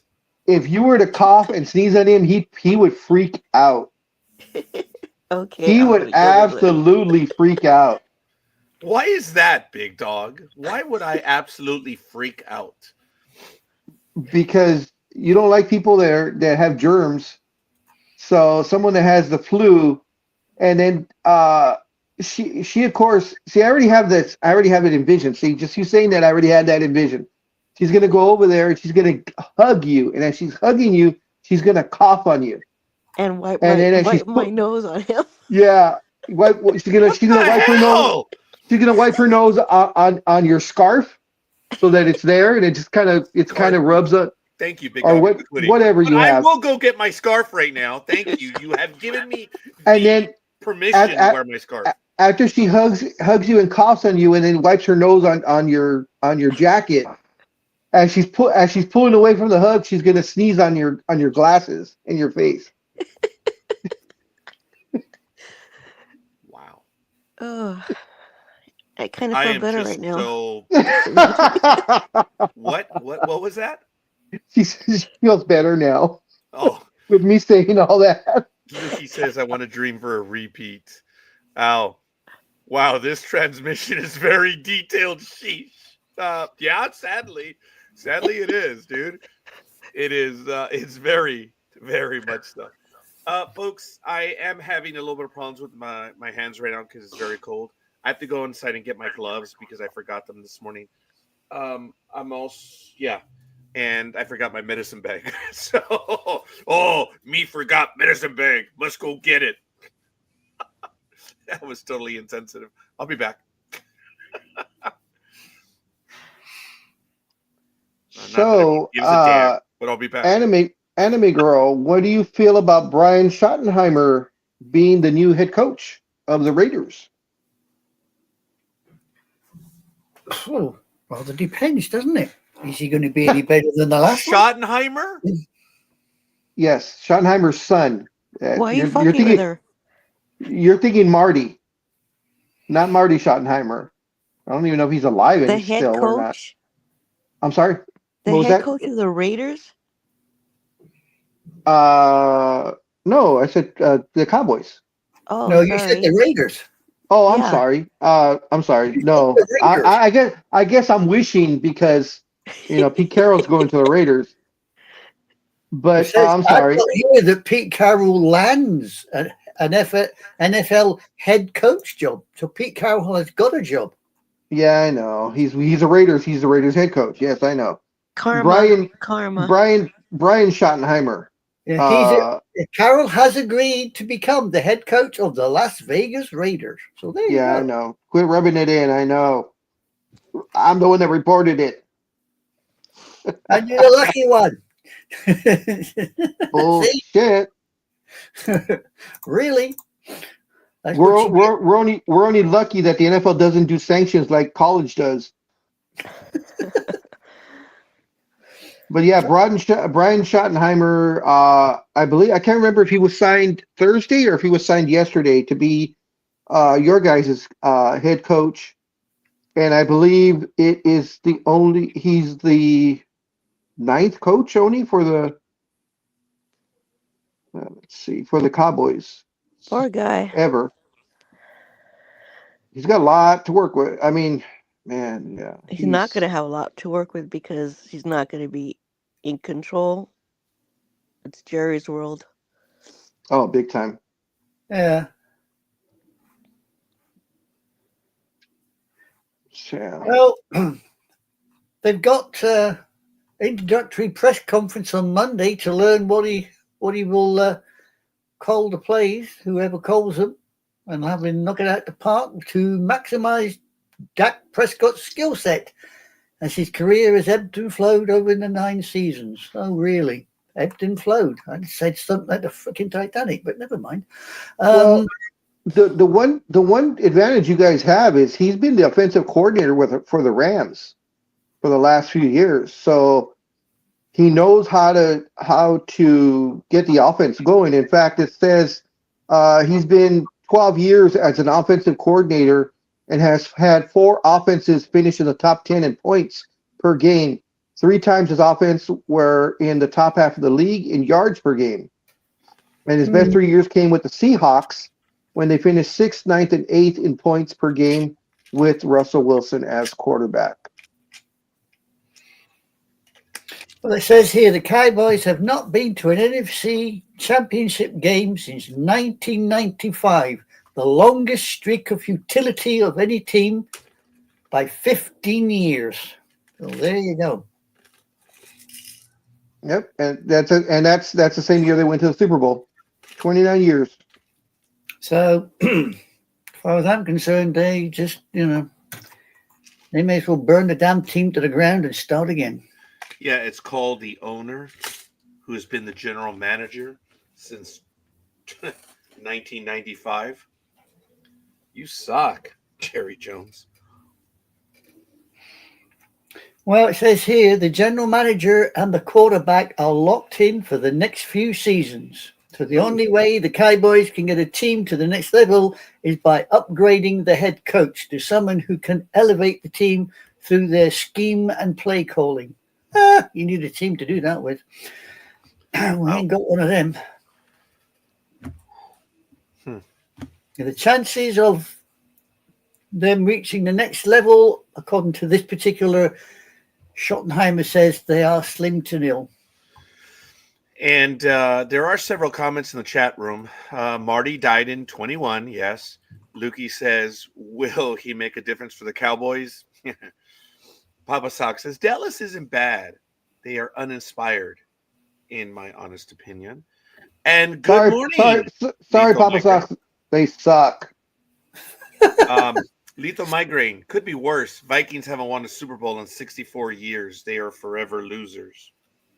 Are they the... Oh, Gridiron Girl got emotional over that one. So, would you agree with that? They're perennial losers there, Gridiron Girl? You're far away. Sorry. Oh, there you are. No sorries on Sports Talk with the Guys. Yeah, I don't know. Oh, thank you for that proper analysis. Hey, folks, I don't know if you guys read Westways. It's the AAA magazine. And if you have a chance to look at it, the most recent edition, spring 2025, there's a great article on minor league baseball here in Southern California. And it talks about 3 of the minor league teams, and they even imply about the 4th. But it's a wonderful article that the individual visited all 3 minor league teams, and it was kind of cool. So if you do read Westways, check it out. It's an NFL record. Vikings suck. Time to fold the franchise and bulldoze their hideous stadium. So, Lethal Migraine, since you are here, really? You said you would tell us today why you were picking the Commanders. Oh.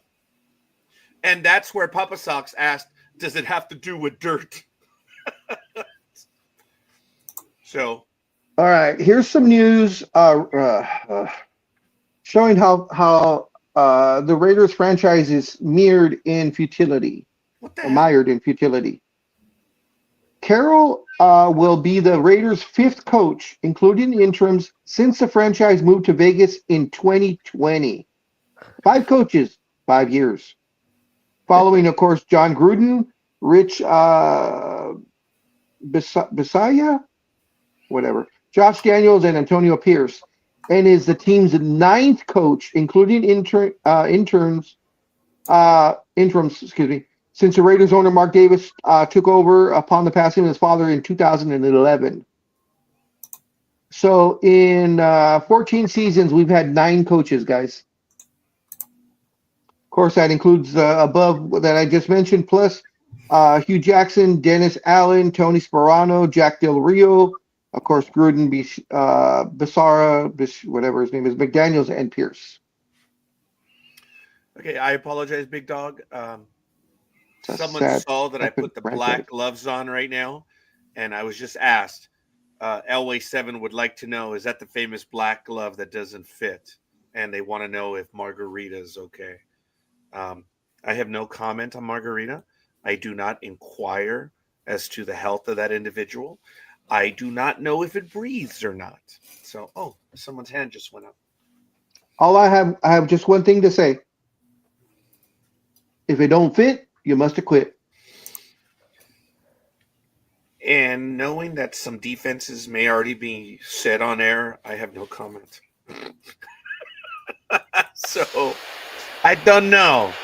And I just checked your... Whoa, who blew on the mic right now? Probably me. What happened? It sounded familiar. I can't breathe. She was practicing for later. Sorry. You were going to say, Papa Sox, as to how detailed this program is? Wow.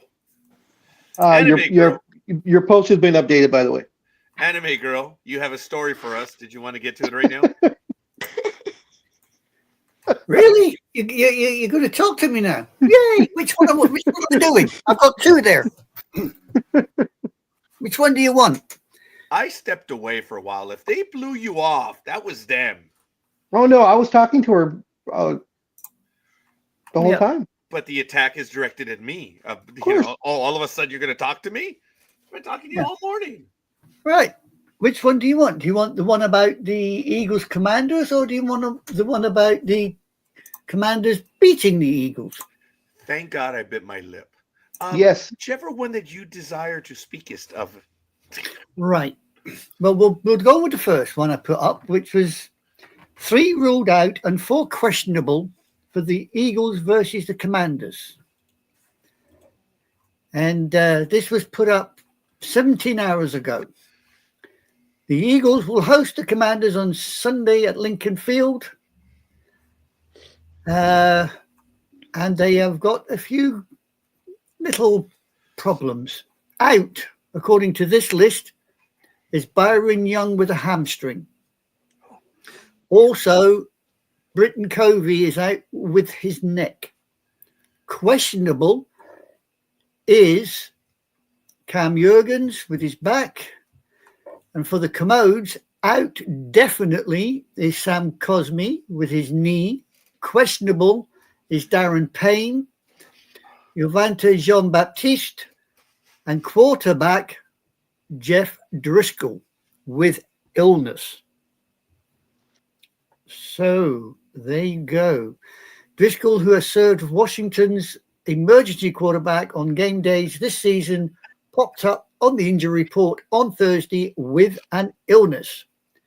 And it would behove the Commodes to keep Driscoll as far away from starter Jaden Daniels and backup Marcus Mariota as possible. So whatever's going on with Driscoll ain't very good. So there you go. That was that story, basically.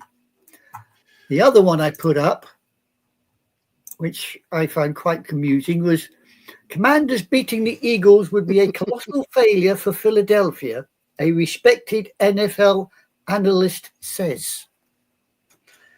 The Washington Commanders, weren't supposed to win their first game in the playoffs against Tampa Bay Buccaneers.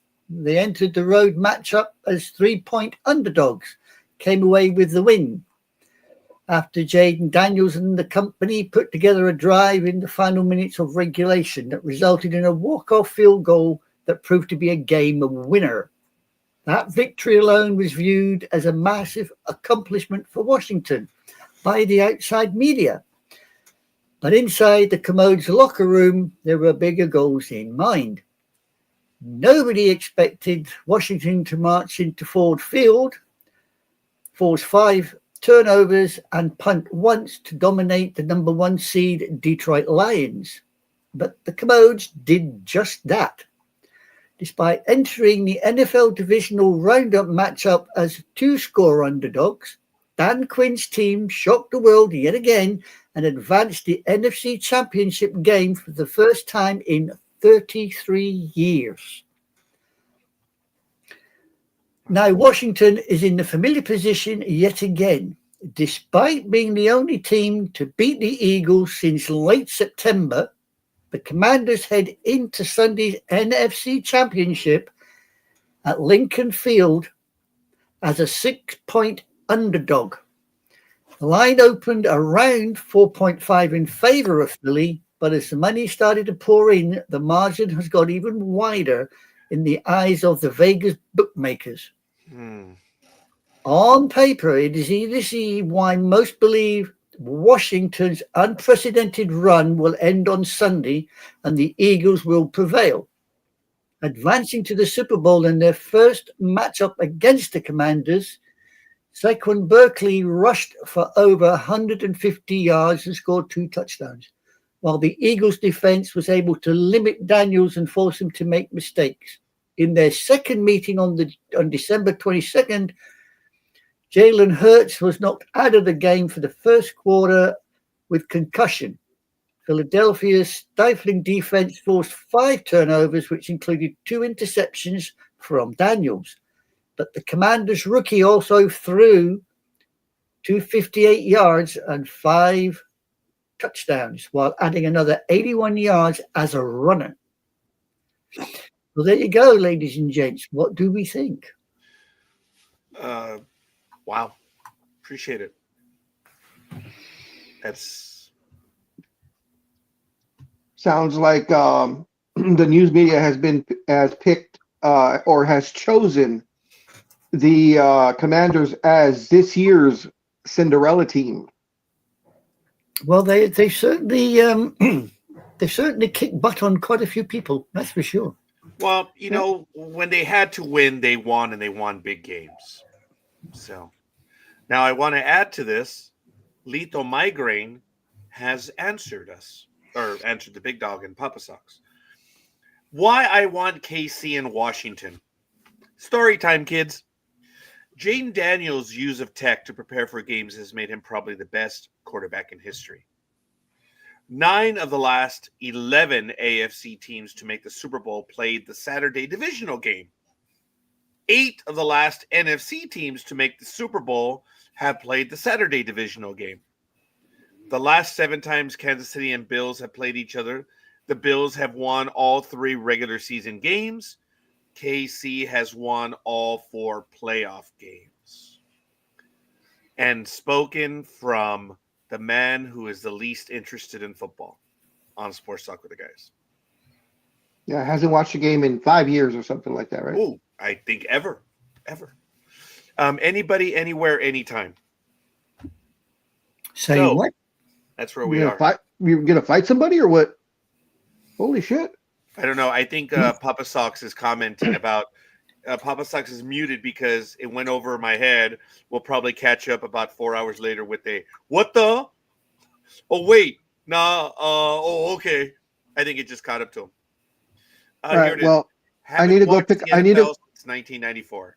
I need to go pick up Kathy, so I'll be back. All right. Catch you later. All right. Well, Gridiron Girl, Yes. are you expecting any surprises for this? I mean, other than your picks, I don't want to be pedantic when it No. comes to it, but The Commanders, they're the hot team right now. They picked a good time to get hot, so to say, and I'm just so impressed with Jaden Daniels' just like calmness. You know, he doesn't get flustered. He's quite a catch. So I I'm excited. apologize. Huh? No, go Never ahead. say sorry. You're so Full excited. stop. You're so excited for. Just to watch him, see what he does, because he's very impressive. Okay. The quote is the Commander's catchphrase: "Anyone, anytime, anywhere." Excellent, Papa Socks. I do not pay attention to that team. Sorry. You put 8 in the box all game to slow down Barkley and make Hurst beat you with his arm, which he won't. Okay. So, appreciate that. All right. Ladies and gentlemen, it's 7:59 a.m. So we're approaching the top of the hour here on Sports Talk with the Guys, home of the Monday morning quarterbacks on Saturday.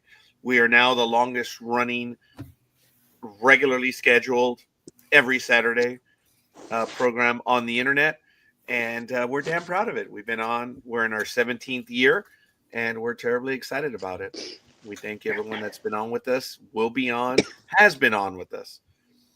So I thank you for taking one for the team, young lady, because it's obvious you do not sound well. Yeah. But I have to tell you. Oh, go ahead, Anime Girl. I was going to say, I personally would tell you to go find a hot water bottle and a nice big quilt, cuddle yourself up with the hot water bottle, and have a nice warm shot of something alcoholic and sleep. You know what? That sounds lovely. I know. Wow. Best Yeah, way you're a to deal little with it, squirpy right now. At this precise moment, I think Gig is exercising by chasing her nose down the road because it sounds like it's running faster than what she is. Actually, it's 10:57 a.m. No, actually, you is early. I don't know if I'm early. I'm behind everyone. So you're on the East Coast. Gig, if you need someone to cuddle with, I'm available. Bye. Go pick up the missus. Or Yeah, I thought you were gone. His daughter. All right, go pick the daughter. Pick up whoever it is, but behave yourself. I'll be right back. I'm gonna make myself some tea. I'll be right back. You go ahead. Thank you. Okay. All right. Well, while you guys do that, we're going to go over some stories as well. Thank you. As you know, Major League Baseball, uh, the vote is in, and there's going to be a total of 5 entering the Major League Baseball Hall of Fame. But congratulations to the uh, players that were elected. You know, Sports Talk with the Guys was talking all about it this week on the page. Congratulations to Wagner, to let me see, CC Sabathia, and of course Ichiro Suzuki. Now, folks, oh, please, Big Swag, jeez, and put some honey and lemon in the tea, Gridiron Girl. And as Lethal Migraine says, continuing the last decade, guys who don't belong are in. Major League Baseball Hall of Fame is gross. So I believe that Ichiro Suzuki does, but that's okay. I'm glad that we have differing of opinions. What Ichiro Suzuki has accomplished in his many years in Major League Baseball, in my humble opinion, does qualify him for the Hall of Fame. But like I say, it doesn't really matter what I think it's done. It's these voters. Now, this whole thing that's going on the internet, that Ichiro was 1 vote short of unanimous selection. He now joins Derek Jeter as the only 2 players that were elected to the Hall minus 1 vote. So in other words, if there were 240 votes or voters, they received 239, or they were mentioned on the ballots. So now there's a major cry for some stupid reason that people want to know who is the person that did not vote for Ichiro Suzuki. And they're saying that who in their right mind. Ladies and gentlemen, it doesn't matter who is in your right mind. If it's unanimous, there shouldn't be 240 voters. There's a reason why you have the voters. They are the Baseball Writers Association of America. There's only however many voters there are. One of them did not vote for Ichiro Suzuki. So in this sports pundit's opinion, it doesn't matter if the person voted for them or not. It doesn't matter if they're unanimous or not. They're in the Hall of Fame. It's done. It's over. To get unanimous, why do you have a set number of voters? You only need 1 for that. We are in America, and people can vote for and whoever they want. And just because the ignoramus masses says it should be unanimous, it's ridiculous. It's absolutely ridiculous. And you're calling out this 1 voter. Hey, it is what it is, man. What are you going to do? Papa Suck says, I think I'm planning a trip to Chicago and I will bring my bowling ball so I can beat the socks off of you guys. Wow. Oh, in bowling, you'd be able to do that. Lethal Migraine says, Ichiro definitely. CC is no better than Pettit. He doesn't belong. And Joe Nathan was every bit as good as Wagner, and Joe only got like for 5% of the vote. It's appalling. Now, I cannot argue with you on Joe Nathan. I don't understand how and why they vote. To be fair, scorekeeper, a large number of voters haven't covered baseball in over a decade. Some have never covered baseball, and some have been covering football for a decade and have never stopped foot in a baseball clubhouse. I think I missed the point. Who? Me? What? Please enlighten me of me missing the point. Okay, the voters, yes. But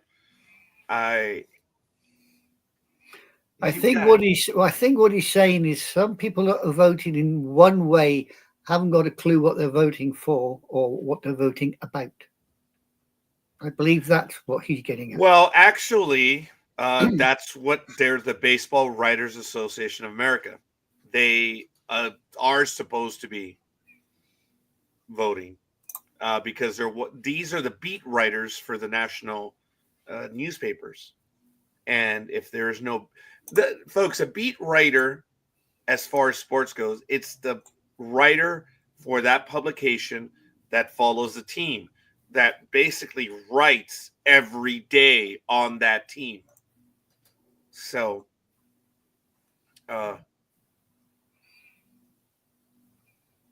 they're following them. But I'm definitely missing the point on your comment. I think you missed the point. Yes, about the voting. What did I miss? I need you to clarify that, please.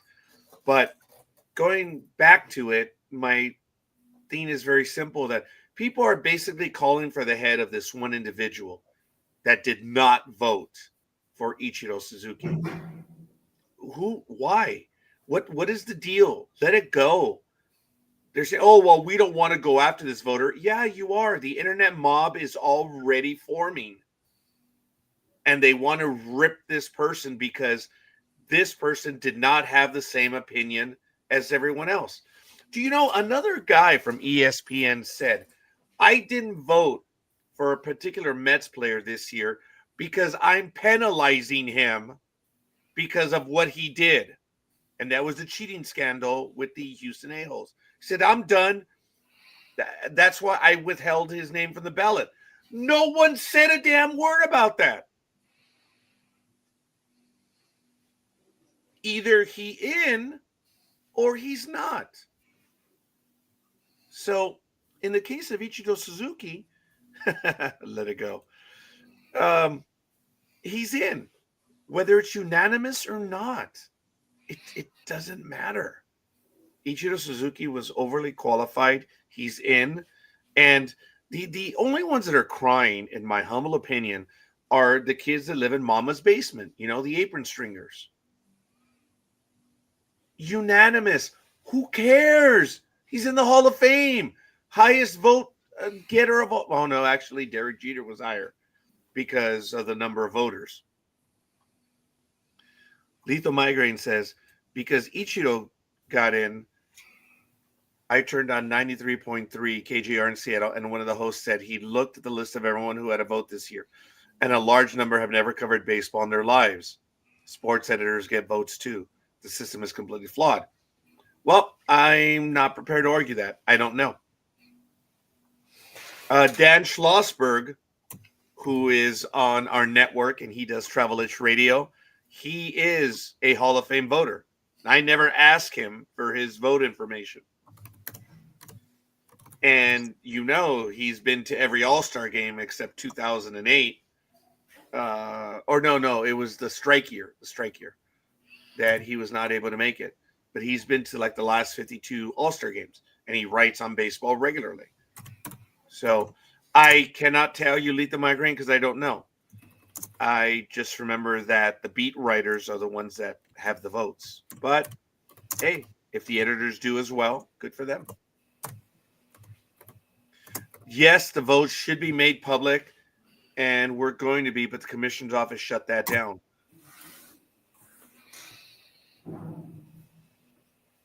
How? Okay. Why? How?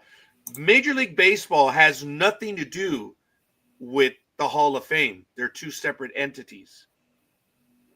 So I don't know how they shut that down, but that's okay. I don't know. I've missed that. For something like that, I would believe the votes should be public. Hey, I agree. Why should it be secret? Should be public. But actually, the reason why it is secret, actually it is because if you know how someone votes, then you get graphed and you get, hey, you didn't vote for me last time. Will you vote for me this time? That stuff has happened in the past. So you never know what could really happen. But I know, Aisha, that baseball isn't exactly um, one of your themes, but you've heard me droll on and on about this. Do you have any particular comments on it? No, not All right. really. Thank you. As I've said before, I don't follow baseball. I have never been I suppose, a fan of baseball. Um, some people like yourself are really, really into it. It's my life. Exactly, it's what you are. You are baseball. I am anime. Hey, hey. Yeah. But please continue, sir. Lethal Migraine says, I'm not outraged that Ichiro isn't unanimous, but whoever that person is does need to grow some balls and give his or her reasoning. Even someone who's never watched a baseball game in their life could look at Ichiro's numbers and see he was one of the elite players. And I, again, will not argue that.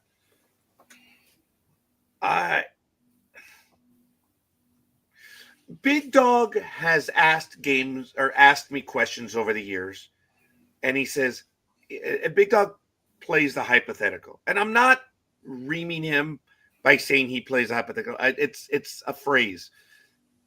Sports fans play hypotheticals all the time.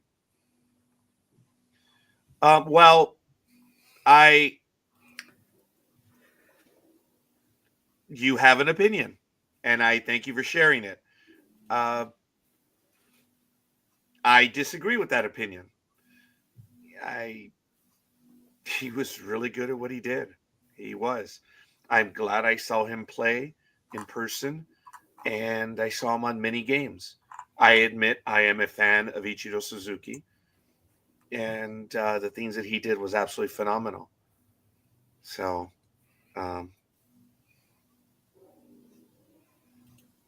Judge and Soto are the GOATs. Okay.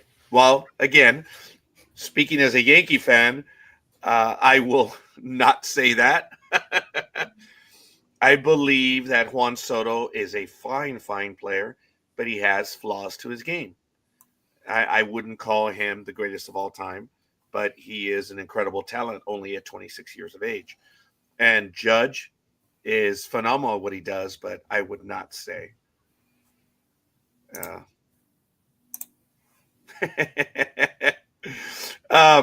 Soto is the GOAT of what? Taking the money to be a loser? You are correct. He went to the Mets. We'll see what's going to happen. I mean, it's easy to say the Mets aren't going to win a World Series. I don't see them. So I do believe Stanton is a damn good player. I'm a fan. I'm a Yankee. I get it. But I wouldn't go as far as saying that they're the greatest of all time.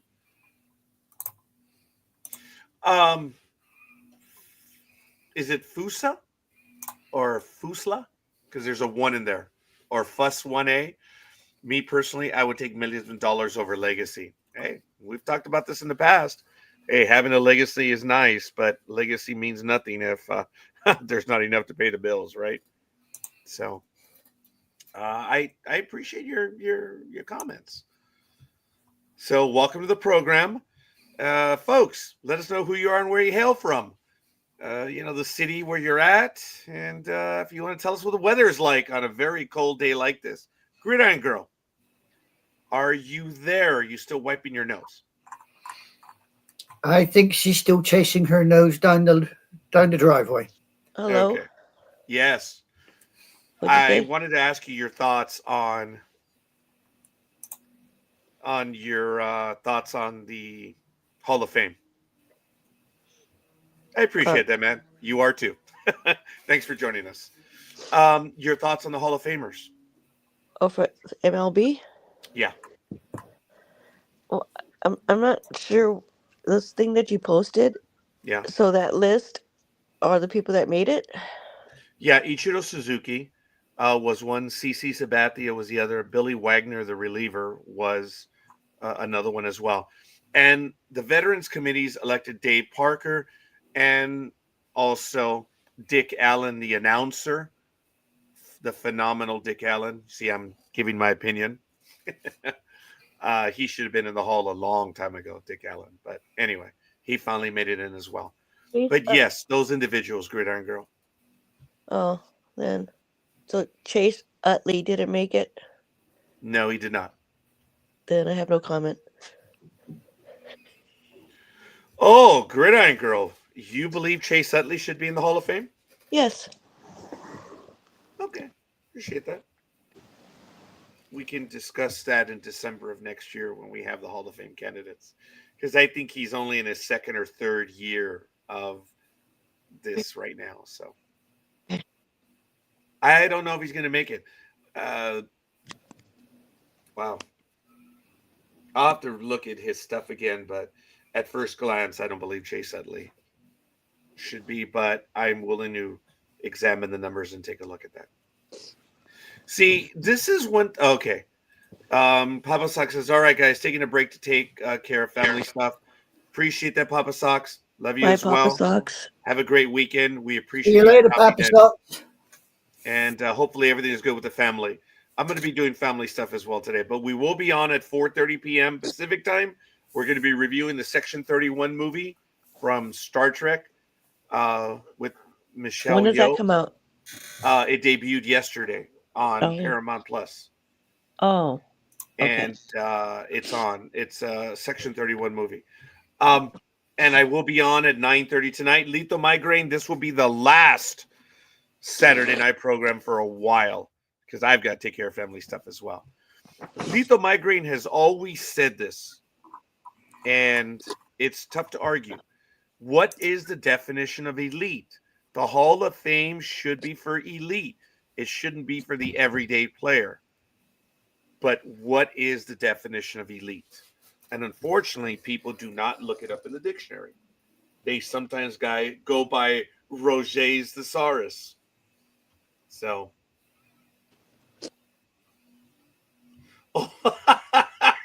that's bullshit. Your family can take care of themselves. I demand love line. Well, we're going to be on tonight. We are going to be on tonight. But every Saturday for the next few months, we're not going to be on. I believe we're going to be on at least once a month, but it's just I have to take care of stuff. And Papa Sox said, I saw a preview. It looks interesting. It does look interesting. So we are going to be talking about it at 4:30 tonight. So, Gridiron Girl, what are you doing this weekend as far as sports go? Or what are you going to be doing this weekend? Other than threaten to coming over here and beat me up. I didn't say beat you up. I said just slime you. She's instead of being a nice little pink female, she's going to be one of those slimy green females. I cannot believe you said that. Where is my Go Speed Racer car when I need it? You see, you say we are the zombie apocalypse. So there you are. You've got two of us on at the moment. We both feel like zombies. It's all good. Hey, I'm not feeling it either. I'm freezing. I'm having difficulty with my hands this morning. That's why I keep having to blow on them right now. So I'm sorry. Some other stories that we'll get to then. Did you have anything in particular that you wanted to talk about, Gridiron Girl? No. Roki. Did anybody see the press conference? No, but why don't you go ahead and tell us about it? What happened with the new pitcher? Hey, Gridiron Girl, the Dodgers have spent so much money on pitching. Wow. I hope none of them go down. It's going to suck. Right? Yeah. But tell me, what's up? What's going on? I did not see the did he bash the Yankees? No, why would he? There's stuff that I've been reading on the internet. It's stupid. No. But I was live on Facebook, and it was kind of amusing because I did a little comment. And then later on, I got a like from Blake Shell. Oh, the pitcher? Yes. What was your comment? So I he did was watching? I did emojis. Yeah. Me and my emojis. Yes, yes, your emojis. But yeah. So that was Blake kind of Schnell. I mean, Schnell, right? that guy, yeah. Max Schnell. Oh, I'm sorry. Sorry. Whoops. Bad boy. Careful, Mr. Musk's just been banned from Germany for doing something he shouldn't be doing. So don't Oh start. Well, wait yeah. a minute. I thought it was denial of the Holocaust that gets you automatically thrown in prison. Throwing your arm up in the fashion that he did, that also gets you banned. If you're there, it gets you arrested and put inside for a certain set time. I think it's 2 years or something. Oh. Lethal, before I put that comment up, can you direct me to an article that has information on that trade? Because I missed that one. So that is cool. So when you go Yeah. cheer for him, when you go see him pitch, you can say, I'm the emoji girl. Right. When he's coming back to the dugout, say thank you for liking my post. Like I'll do my Yes. little heart emoji. That is cool. Look, it is a thrill, folks. When someone who we hold at a different level, they go ahead and acknowledge our existence. It means so little to them, and it means everything to us. I remember the first time I heard my name on the internet. The guys with Lenny Melnick, when they were doing the fantasy sports back in 2008, 2009, I used to watch their program, and they were so ahead of the game. They were doing Blog Talk Radio, and they had the live feed. They were doing the video, and they were taking text messages, and they were reading the text messages. And I sent a comment in, and they read it on air. And I was like, wow. That's cool. Yeah, it is. It's absolutely cool. So, So yeah. I can't hate him no more. Oh, you hate Mr. Maxnell? I'm sorry. Well, where Bad he came habit. from, so I got to get over it. So I'm over it. Well, he was a Giant, and he was also a Padre, right? Yes, Where else did he come from? He's not a Padre product, right? He's from back east somewhere, I think. Is he a Padre?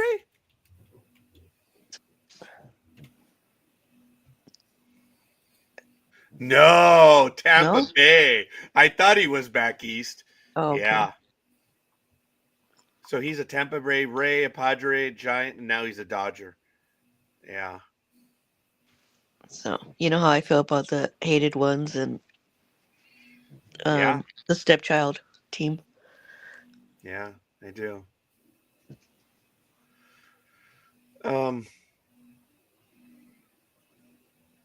Loki is pretty tall. Yeah, so he signed for the Dodgers for what, a 5-year contract worth 182 million, but it included a 52 million signing bonus. Wow. That's crazy. That is a lot. But hey, good for him. Look, folks, again, you guys know what I think about these salaries. I have no problem how much someone earns. It is a good thing. If that was us, we want the money as well. Come on. If we're paid the money, if they're offering us that money, if someone is stupid enough to offer us 183 million for 5 years, what am I going to do? You know what? It's not right. Yes! I'm taking it.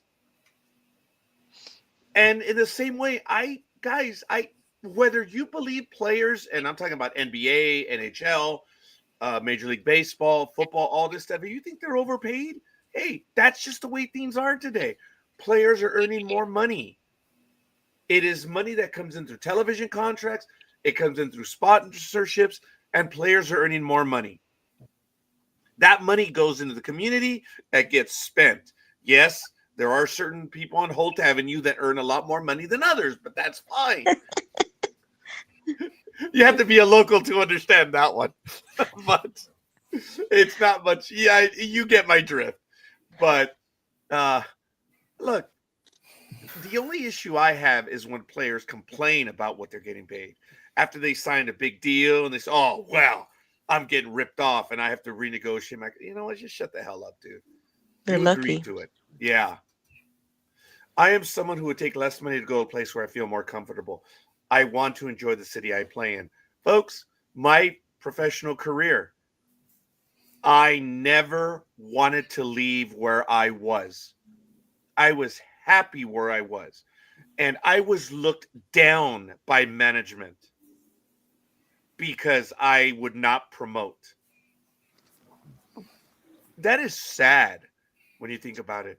And I know in many parts of the world, people are like, I mean, you know who I am and everything, but when you go to your workplace and you look at the individual that's been there for 30 years and you look down on that person, why? That person, are they doing the job? Are they doing it well? Why do you look down on that person? Because they enjoy Yeah, what they're they happy do that they're going to work. They enjoy their work. and That's what, they're committed, they're yeah. participating. This is not the individual that causes problems and everyone wants to get rid of. This is the one that shows up every day and they enjoy it. My greatest mistake was letting management know that I loved my job. That was my fault. That was. But I did not want to promote. At 22 years old, when I was hired by my current employer, I had already hired and fired over 100 people. I worked at Kitchen Collection. I worked at Carl's Jr. I worked at Thrifties, Toys R Us. I was a manager. At 21 years of age, I had already opened up 4 different locations. I was that guy. I would go and set up locations for places. I opened up 2 H&R Block offices. I opened up a thrifty store. I opened up 2 Kitchen Collections. And I don't know. That's what I excelled in, doing stuff like that. And I went from store to store to create them. I'm a retail guy. That's what I loved. But as a manager, I never liked hiring. I mean, I never liked firing people. I can't. It's not in me. And yes, I know the person that gets fired brought it upon themselves. I know that. But it's not in me to do that. So I went to retire from management, retire from supervision with my current employer. And because I didn't want to get into management, supervision, I was looked down on. Hey, what are you going to do? I agree with you, Lethal Migraine. I have gone to places to work for less because I'm happy there. And I will, well, I'm not going to continue to do that anymore. I'm done. I'm done. But it's just a shame. And I'm sorry if I went off on a tangent like that. And it's really disappointing when people look down on those that are in lower positions, whether it's food service, janitorial, or, you know, whatever. Did you think that maybe they enjoy doing that? Some people do it because they have no other choice. Why do you look down on them? Someone's going to do the job.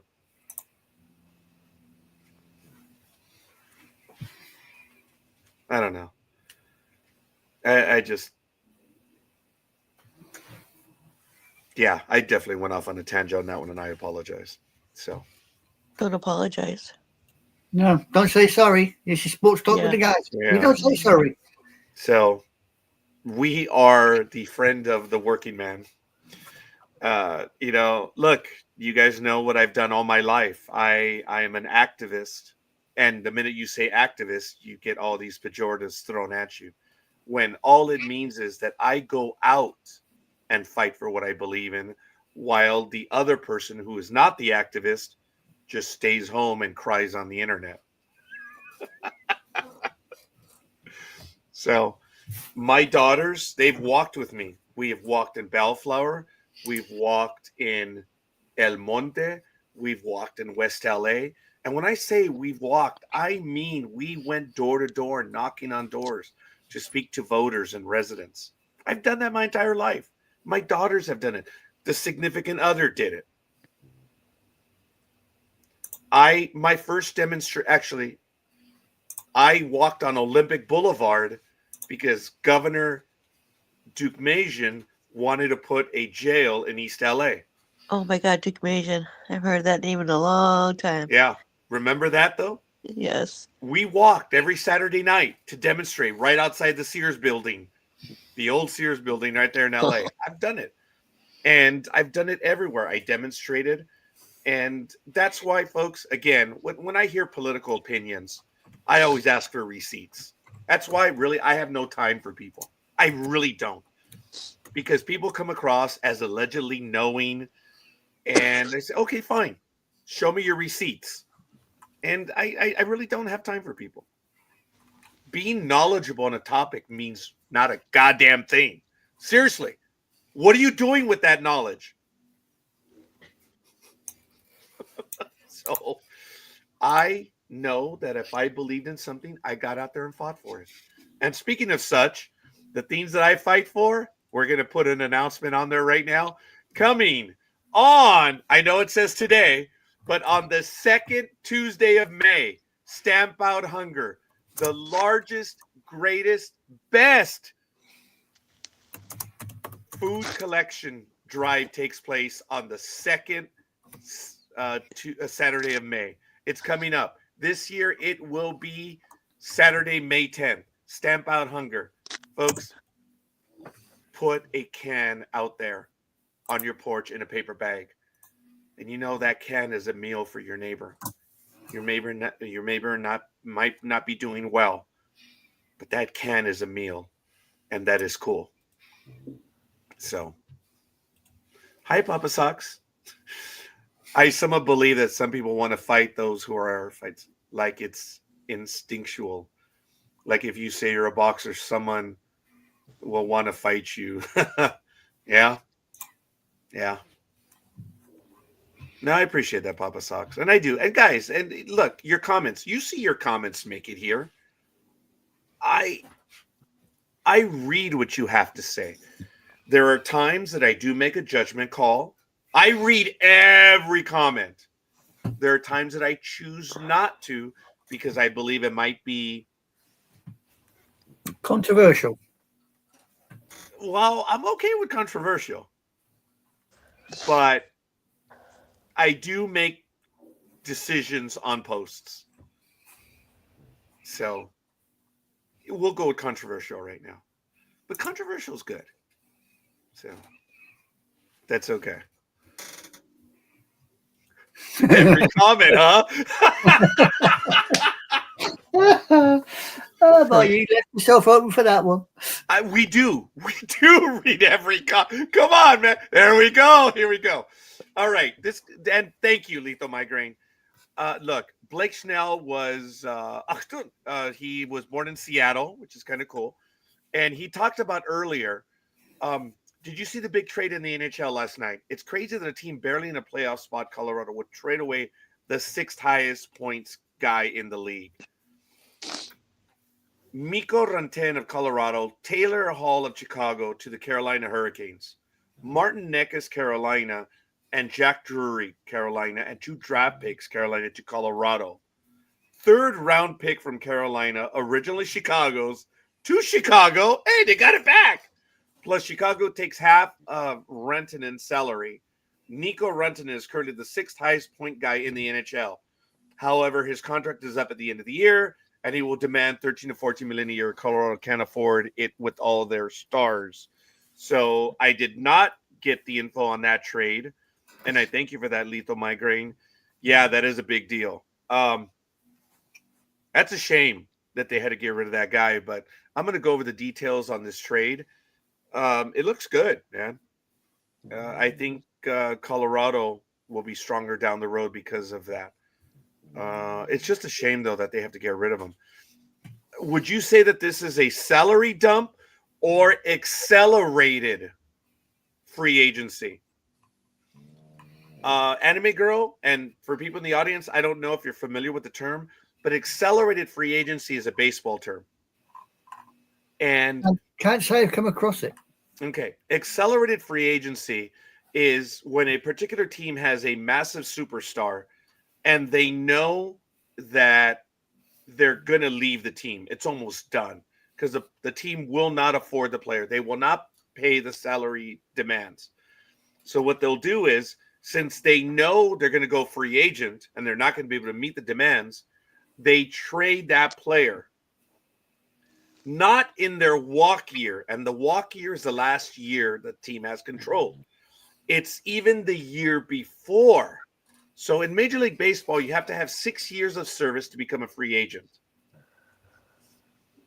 And 6 years of service is 3.1 at-bats a year based on the number of games you played. So you have to have actually, but if you're on the roster, I take it back. If you're on the roster all year, that's a year. I was conflating on base percentages and batting averages and stuff. If you're on the roster all year, that's a year. It's how many days you're up on the team's active roster. You have to have a set number of years. And once you have 6 years, you get to walk as a free agent. So if you think about it that way, accelerated free agency is when you're in the 4th year and you know the guy's going to walk, or you're in the 5th year. You're accelerating the trade because you know they're going to go. So that's why I asked Lethal Migraine, do you believe this is a form of accelerated free? Well, no, I guess it can't be because this is his walk year. Oh, dumbass. Oh, you guys can ignore all of that. This may sound impolite, but to me, that was about as clear as a bucket of mud.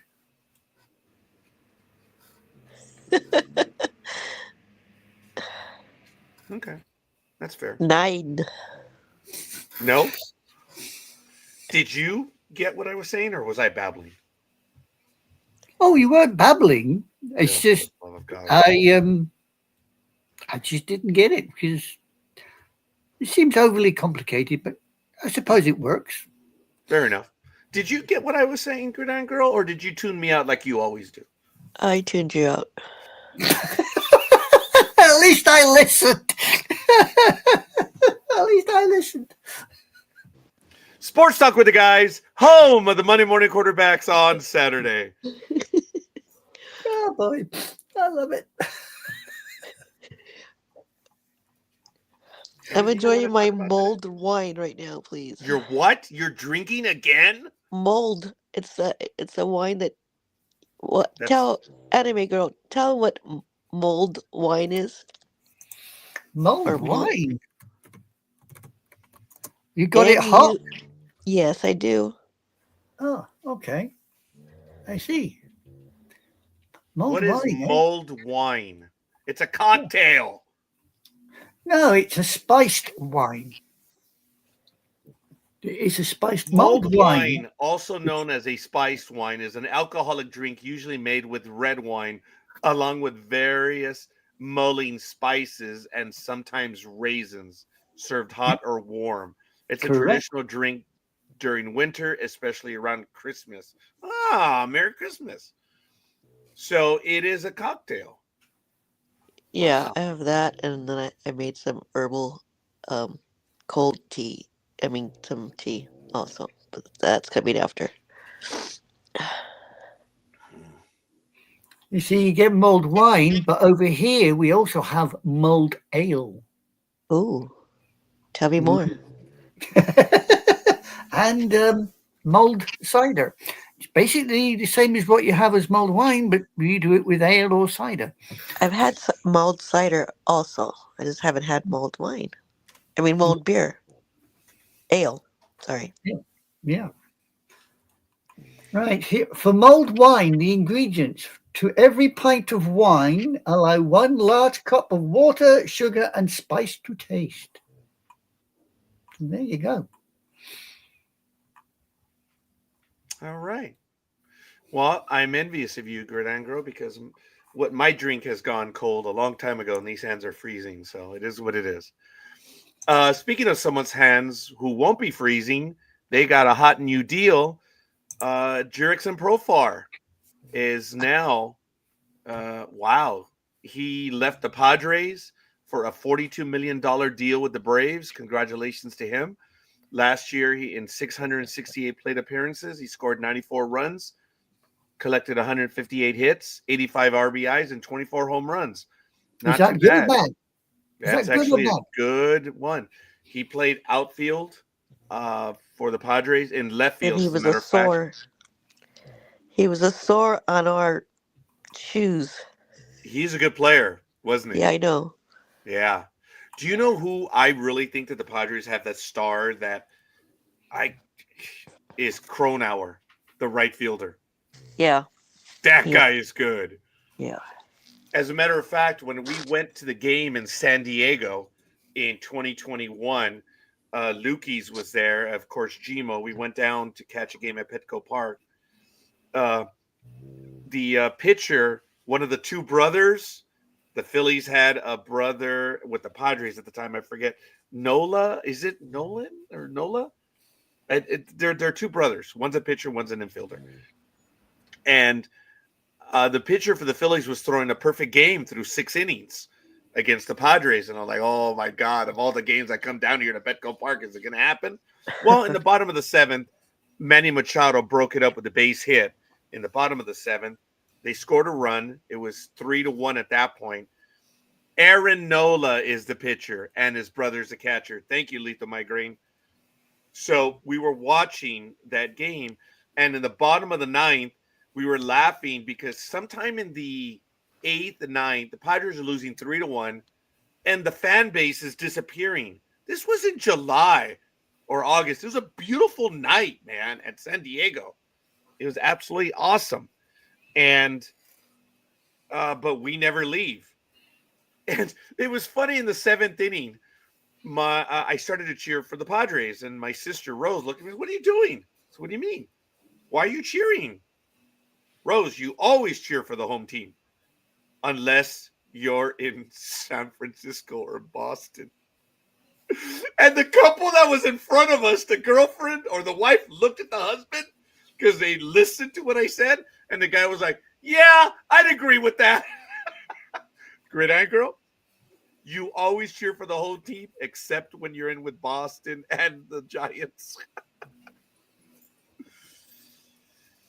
No? Yes, no? Okay, she ignored me again. All right, so we're at that game. I think it was July 17th or August 17th.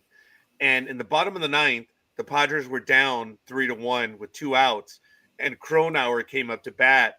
And oh my God, he cracked a 2-run blast to tie the game. And at that point, I said, Padres have this game in the bag.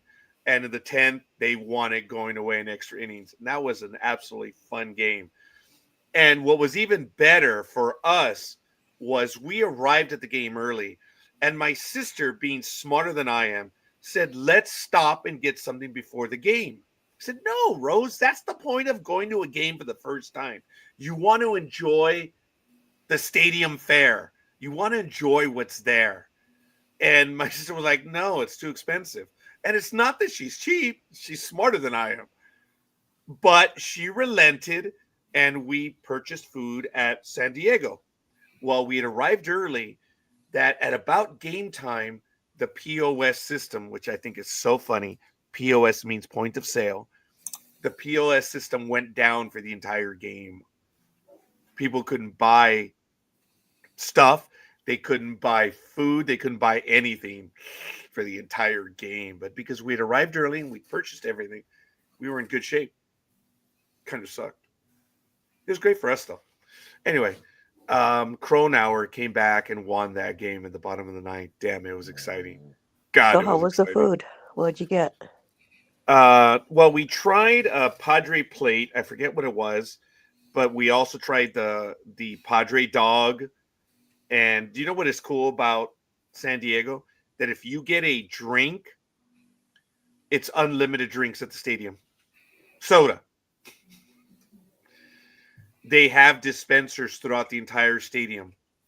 If you buy a certain cup, you can go and get a refill of your drink at any time. They also have that in Seattle. Do they have that at Dodger Stadium? No. Do they have that at Anaheim? No. But they have that at those stadiums, and I thought that was cool. That's fan friendly. Buy a drink and it's unlimited. That is cool. Yeah, if you want diabetes. You know, Gridiron Girl, you're just like that guy that did the video on Costco. You are stupid if you are buying the Costco membership just to get the hot dog for $1.50. No one buys the membership to get the hot dog. The hot dog's a privilege. But okay, you know, I'm glad that, you know, you believe that's a good thing. Wouldn't it be nice if the Dodgers treated their fan base the same way? Gridiron Girl?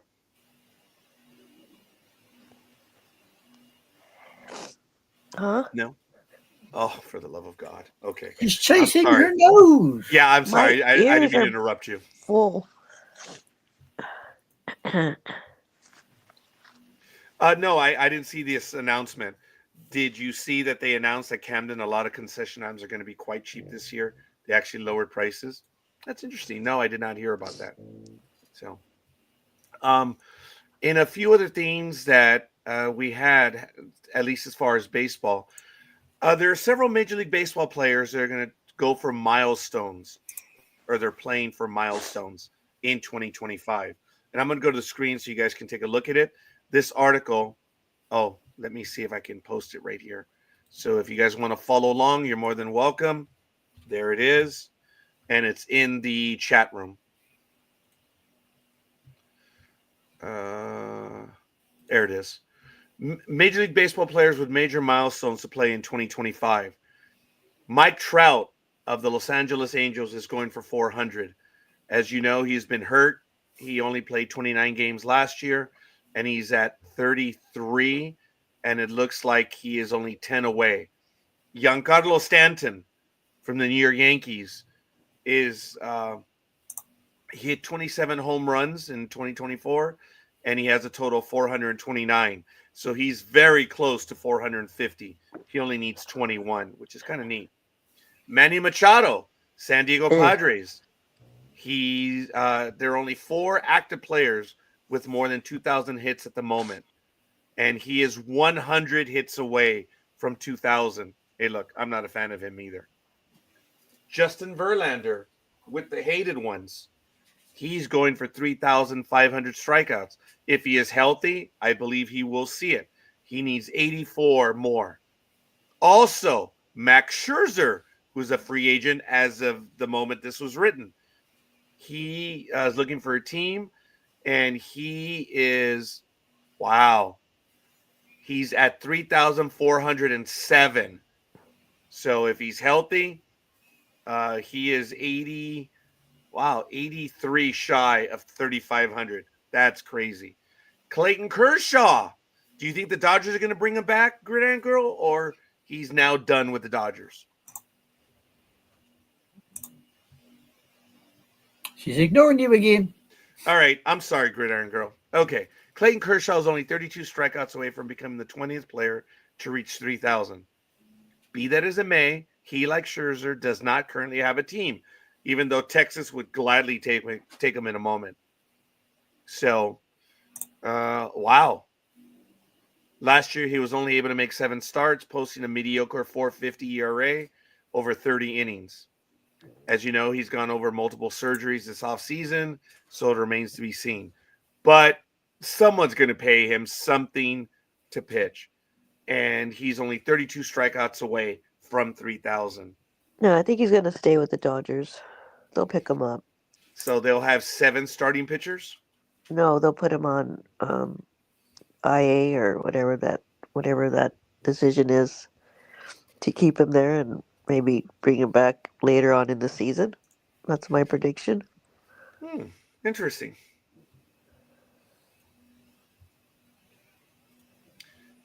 Kershaw will be a pitching coach or 7th starter. That's how they will keep their pitchers healthy. A 7-man rotation. That's very possible. Yeah. So there you go. So that's just a look of some of the players that are playing for something in Major League Baseball. I hope that Mr. Trout is able to do so. Actually, I was wrong. I said that he was 10 away. He's 22 homers away from 400.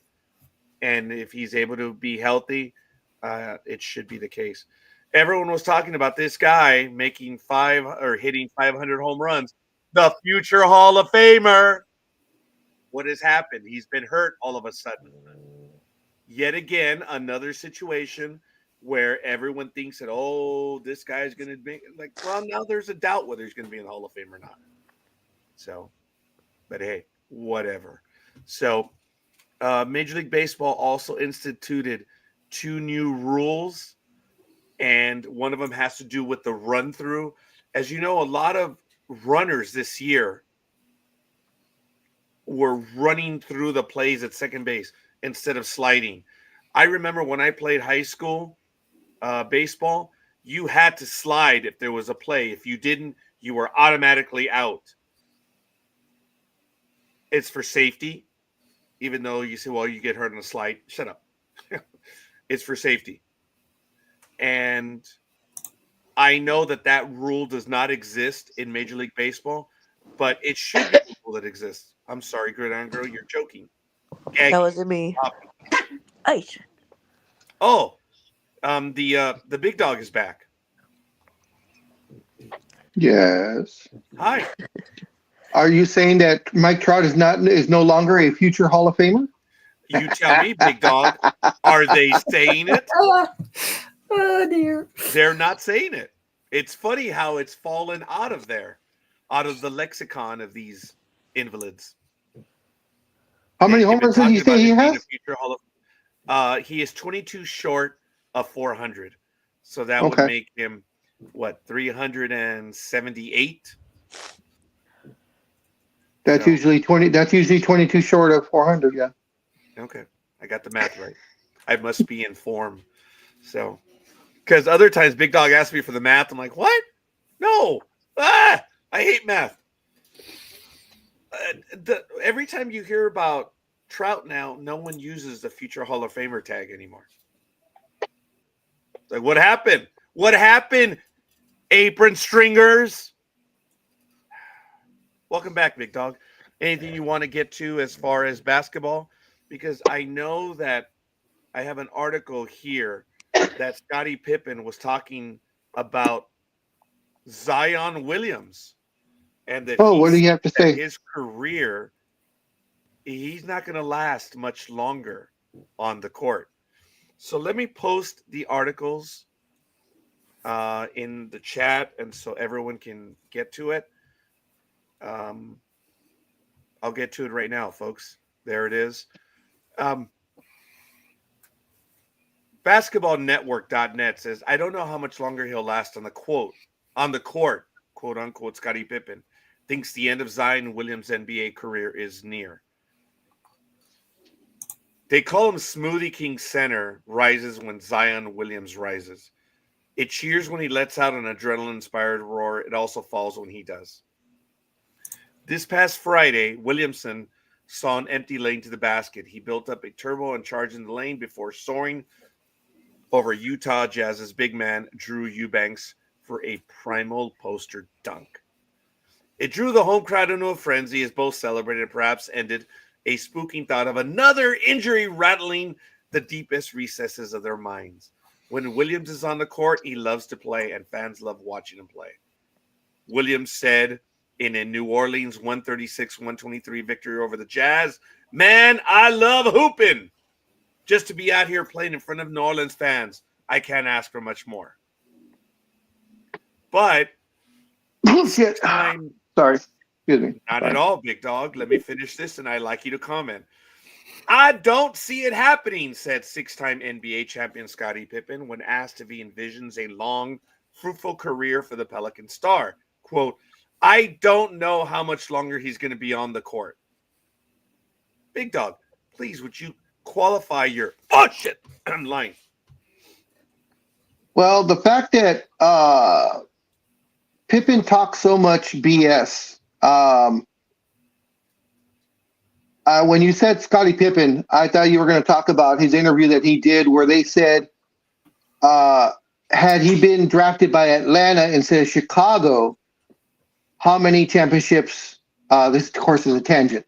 How many championships would you have won with Dominique, and how many would Jordan have won without you? You know, being in Chicago. So he said that Jordan would have only won maybe 2 championships, but that Scotty still would have. He said I would have still won 6. Said the man that when Jordan was out was the second choice for the game-winning shot. And not only that, but the 2 By years his that own Jordan, coach. but the 2 years that Jordan retired, they did not get anywhere close to the championships. And of course, after Jordan officially retired and Scotty stayed on, they didn't do a damn thing. And when he went to Portland, of course, didn't do a damn thing. So I don't know what Scotty's talking about. But I will agree with him about Zion. Zion will stay. He'll still be in the league for at least another 5-7 years. But the man is injury prone. I mean, people talk about Anthony Davis being injury prone. Zion took it to the nth level on getting injuries. I mean, and plus he's extremely heavy. I'll be nice. I'll say he's heavy. You know, the best line that I've heard in the last is ever since Zion's been in the league, when they were showing him working out. I think it was last season or maybe the season before. And NBA on TNT was talking, and it was Charles Barkley and Shaq. And Ernie Johnson asked Charles Barkley, what did you say about Zion when we were watching him practicing? And they were showing Zion like running down a rebound in practice. And Charles Barkley says, it looks like me and Shaq had a baby.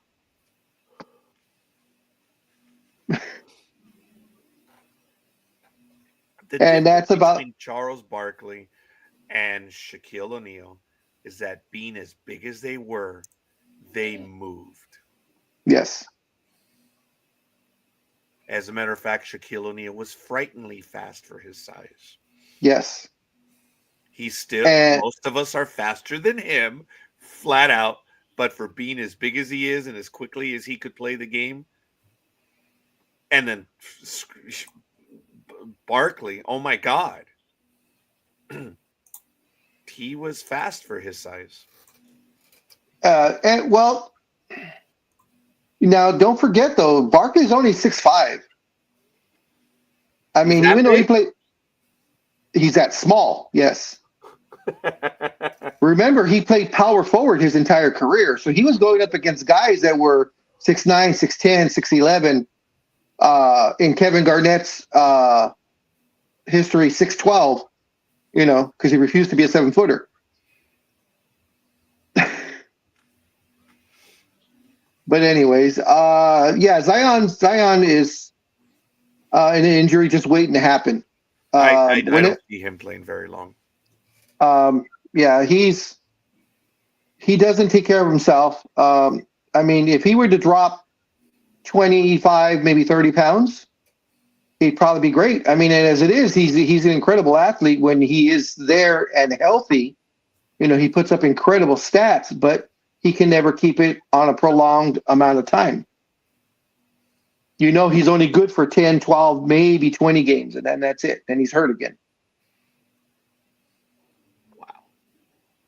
Wow. The one thing I was shocked, just sidebar on that one, Lonzo Ball. I don't know if you saw this, scorekeeper. Lonzo Ball is the third highest scorer in the NBA right now, averaging almost 29 and a half points a game. How many years in the league now? 20 years? I know it brings a tear to your eye. Lad, it does. 5 years, maybe 7.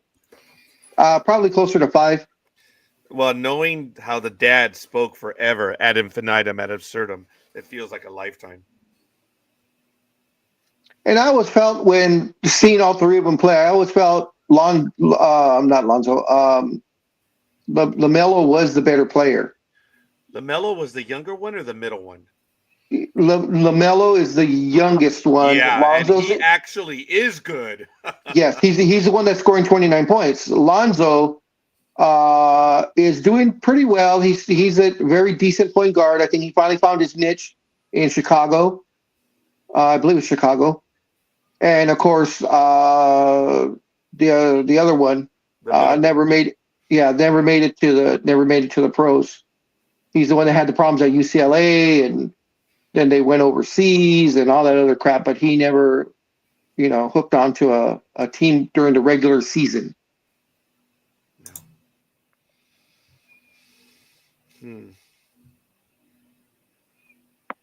I only brought it up, the thing about, what's his face talking about Zion? Yeah. Mhm. Big Dog and I got into it about 3 or 4 years ago when I said it's every time Scottie Pippen speaks, it's empty and worthless. Yep. And Big Dog said, but he played the game. I said, yeah, he played the game, but he's still a 10-cent head. Doesn't matter. He's still a moron. Every time you hear him speak, and Big Dog would say, well, but that's not him talking about the game. And I challenged the Big Dog and I said, okay, tell me something smart that he has said. And Big Dog had nothing to say. That's all I can say. But when it comes to talking about the game, he played the game. He did. He was Robin to Batman. No doubt about it. But in everybody else's mind except his. Right. Yeah, and he comes off now as extremely bitter. Oh yeah, he has nothing good to say about anyone except himself, and that's why I have no time for this guy. But why did I go to the article? Well, so that you guys could talk about it. But this guy, if he were a lefty, it'd be perfect. $1 million arm, 10-cent head. So, and that's what he is, folks. When he was not the final play option, that should tell you your coach had no faith in you. Being the number one guy, you were not the final play call. Wow. See, I know how that feels. So I was never the final play call. So I feel you, man. I feel you, Mr. Pippen. But you don't go me ripping the Gamas and the Paramos of the world. Don't do that. Oh my God, did you just use that? Write this down. January 25th, 9:03 a.m. Scorekeeper used the whoever's of the world axiom. It's a joke because I only played with one Gama and I only played with one Paramo. So, but I'm not bitter about them. We had some incredible funny things where I was the butt of the joke. I was not the player. These guys were good at what they did. They were two good players and me. You were a very good player, but when you say stories, of course, the rebounding one always comes to mind. And that's why I never tell that story. I never tell that story. But Tony, so many things. Excuse me, Tony threw up the craziest shots that went regularly. I don't know how this guy, falling away, going the wrong way. Huh? Didn't he play at Arizona? No. Oh, okay. What the hell are these cats doing? They're fornicating. No, they're sisters. Wow. Okay. All right. Calm down. No, no. They're discovering. They're scissor sisters. I don't know what that means. So. I don't. I don't know what it means. So, hey, it is what it is. You're not that naive. Yes, he is. I don't. There's naive, and then there's ignorant. No, I'm not going to go there. Oh, go ahead. Hey, sure. Yeah. That's the scissoring. That's nanu. Okay. That's scissoring. Okay. Well, again, sorry. Whatever. And once again, we plough the depths of depravity. Hey ho. Oh, funny. Hey ho. That was very good.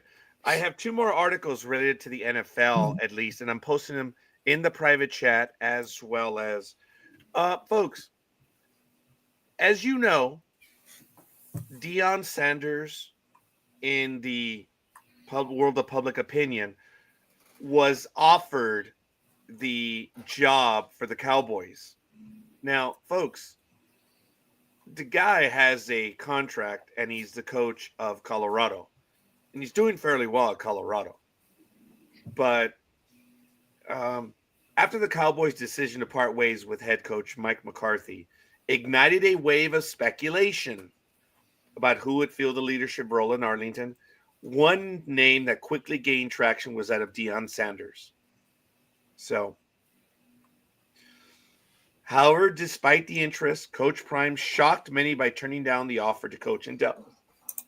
Deion Sanders has certainly proven his coaching prowess, particularly at the University of Colorado, where he took over a struggling program.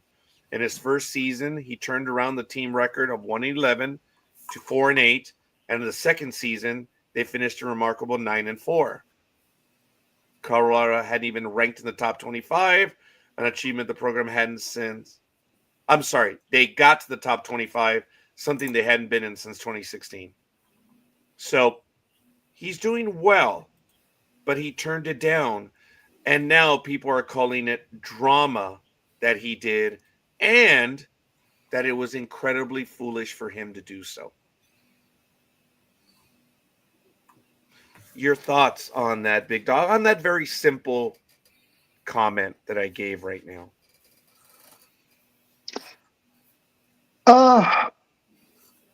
Or let me switch it this way. This moron said Sanders was foolish for not taking the job. Well, I can kind of see him saying it being foolish because there's only 32 jobs available in the National Football League. And those jobs don't come up very often to newcomers. Yes, there's always openings every single year, 4 or 5 openings, but it's always the same carousel of people. I would like to hear Deion's reason for turning it down if it was ever offered, because that's also good. It was offered? Yes. Or is that just conjecture? No, right. I say his opinion was offered. That's what I meant to say. Okay.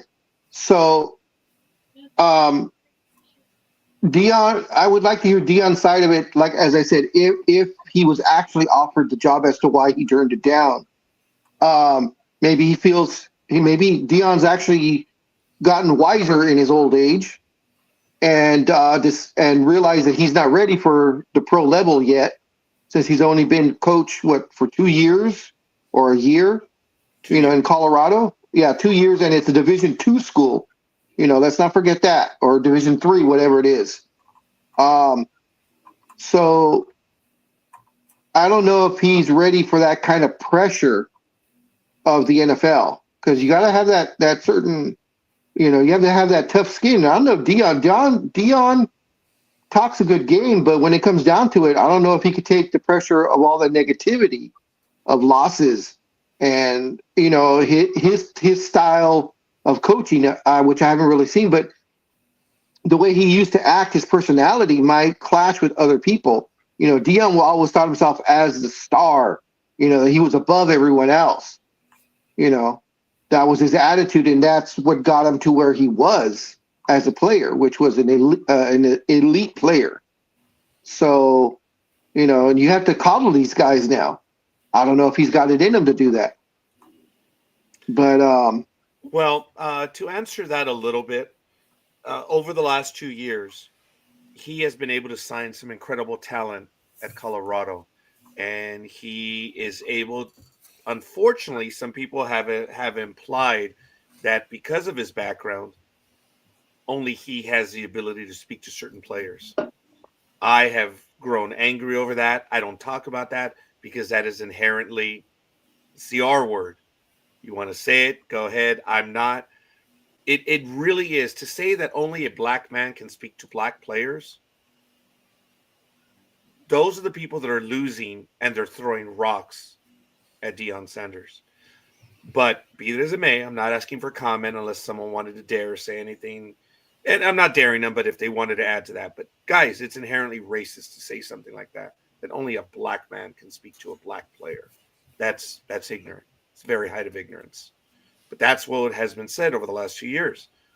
Now, to answer your question and what I implied earlier, Deion Sanders has, okay, first of all, we really don't know if he was offered.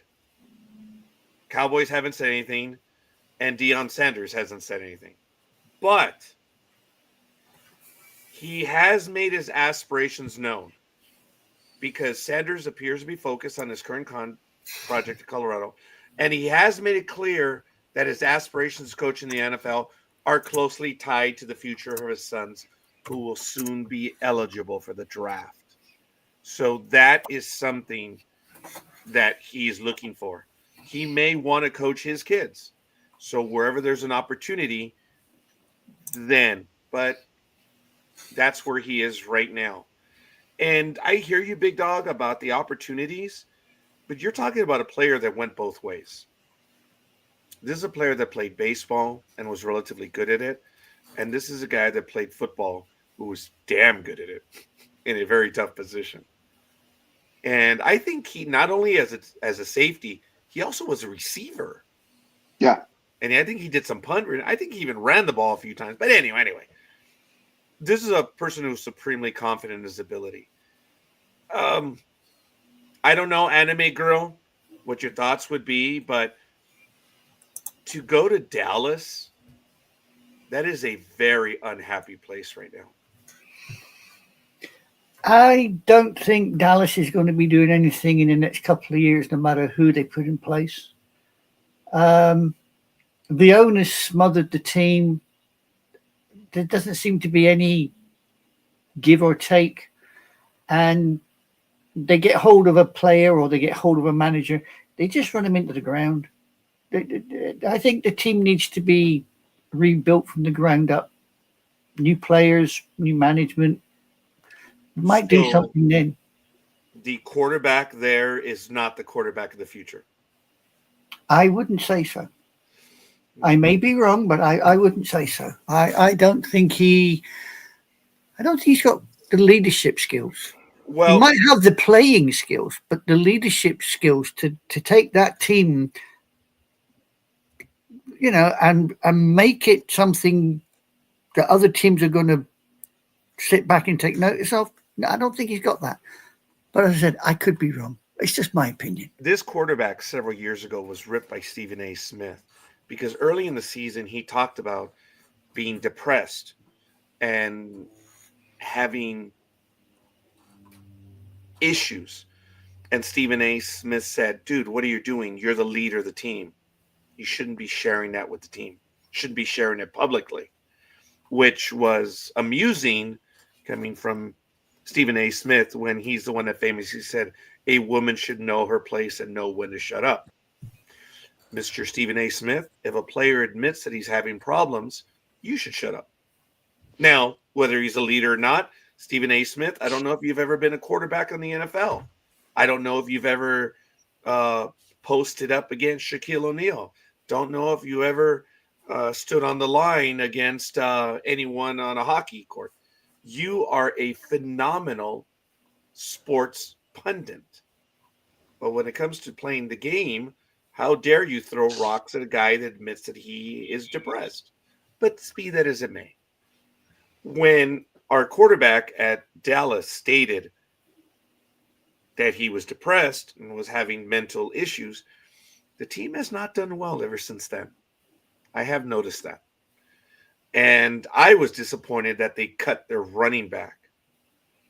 I think in game or week, 15 or 16? When they finally let him go. Oh, Ezekiel? Talk about a running back and quarterback combo that were expected to win it all for the next 10 years.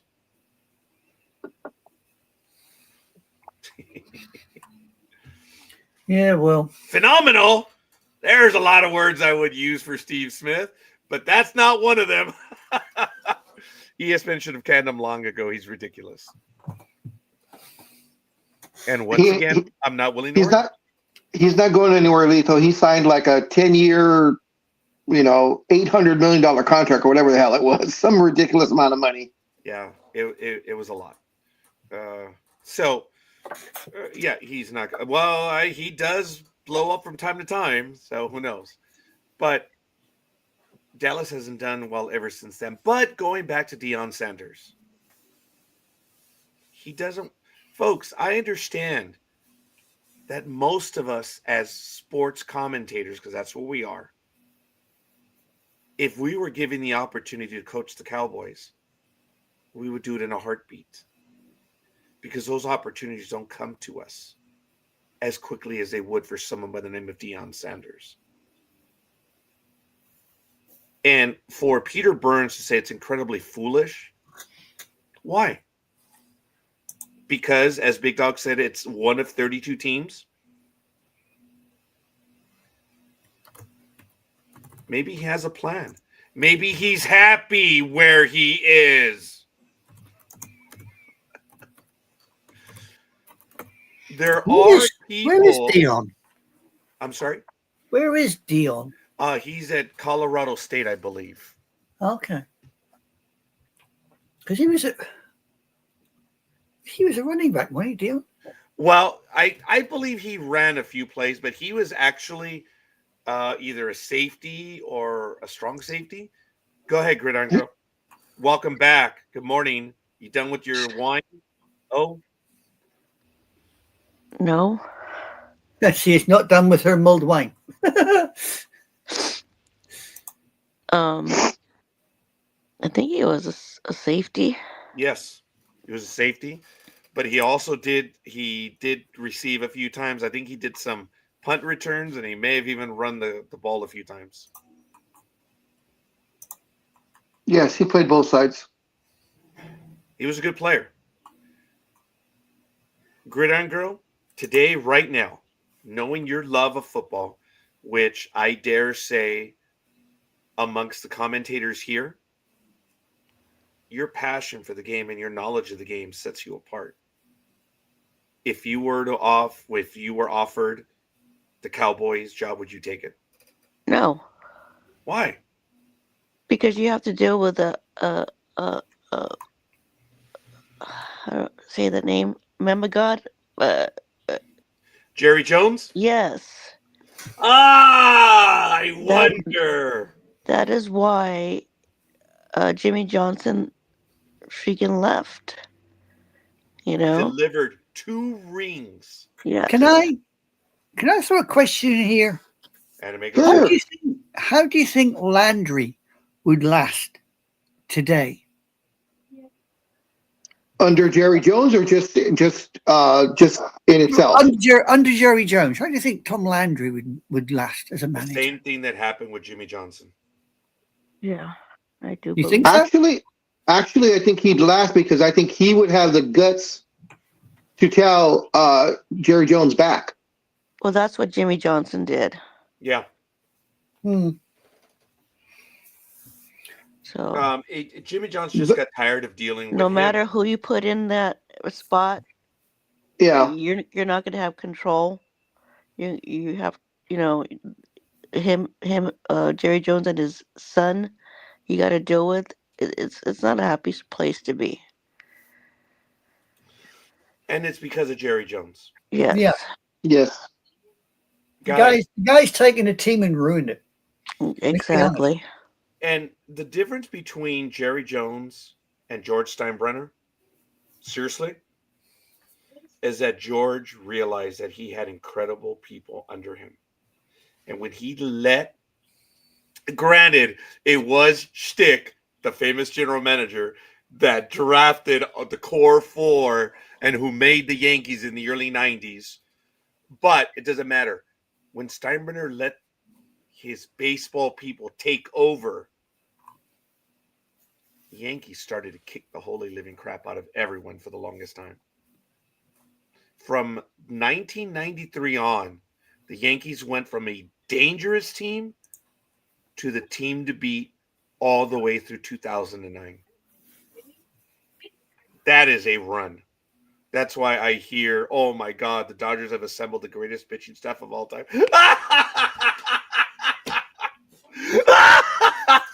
Do you know the Mets of 1986 have a better pitching staff than the Dodgers today?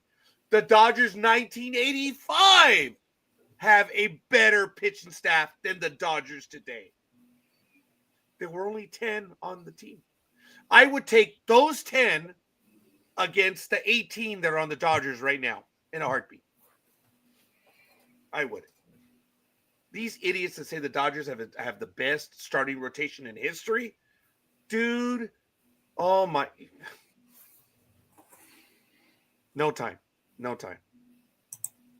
Yeah, I would actually take Drysdale and Koufax over any. Guys, this is what the internet has done to people. It's just made them stupid. Just stupid. So, Deion Sanders, in my humble opinion, there will be a coaching opportunity for him if he continues to turn Colorado. Look, they went from 1-8 to 4-8.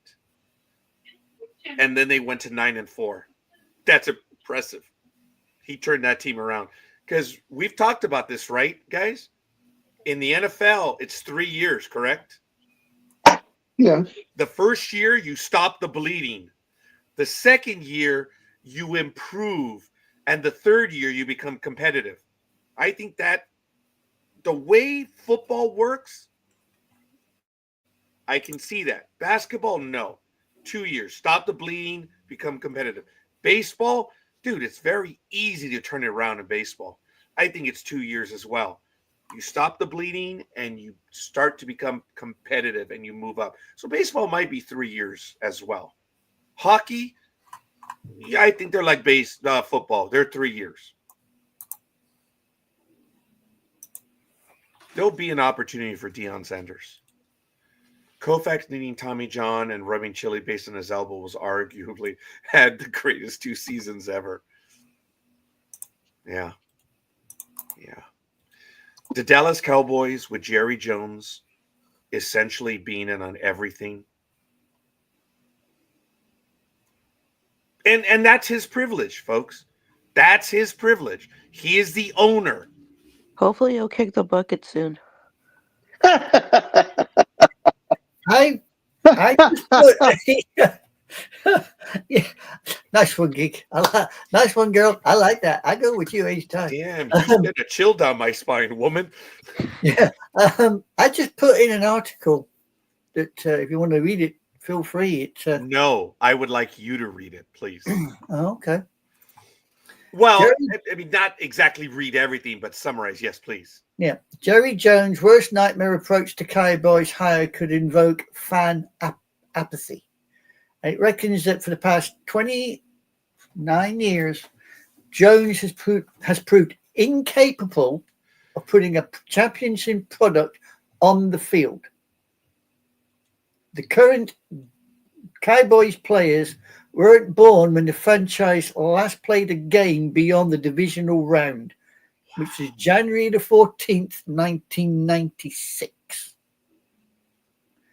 Although postseason wins have been scarce, business has been booming. Perhaps you've heard it once or twice before. But the Cowboys are the most valuable sports franchise in the world. Really? Keep this going, they'll be the worst, but never mind. They show up for training, be in decreasing numbers, and road games often feel like home games. Okay, to interrupt you right there. Again, I don't believe that's true. We talked about the sports values of teams. The Cowboys are, and I know this pisses everyone off, but you know what, guys? Looking at the numbers, the Cowboys sell more material than other teams. That's why their claim to fame was, well, we must be America's team if we're outselling everyone when it comes to jerseys, merchandise, and everything. It's crazy. Well, it says here, Jerry Jones's net worth is $17.1 billion. My God. The team's revenue is $1.2 billion, and that was in 2023. And you guys know the story of Jerry Jones, right? That he took all of the oil money that he had and he gambled on the Cowboys. And he's now worth $17 billion. Jesus. Yes. The thing is, though, let's be honest. Yes, they're selling merchandise, but that will only last as long as people are stupid enough to go and buy merchandise of a losing team. You know yourself. But the thing is they've been doing that. But the thing is they've been doing that for 29 years. Yeah. They've been losing for 29 years. And to your side, scorekeeper, Dallas is the number one sports team according to Forbes, at listed at $10.1 billion. Then it's the Golden State Warriors at 8.8. Okay, time out.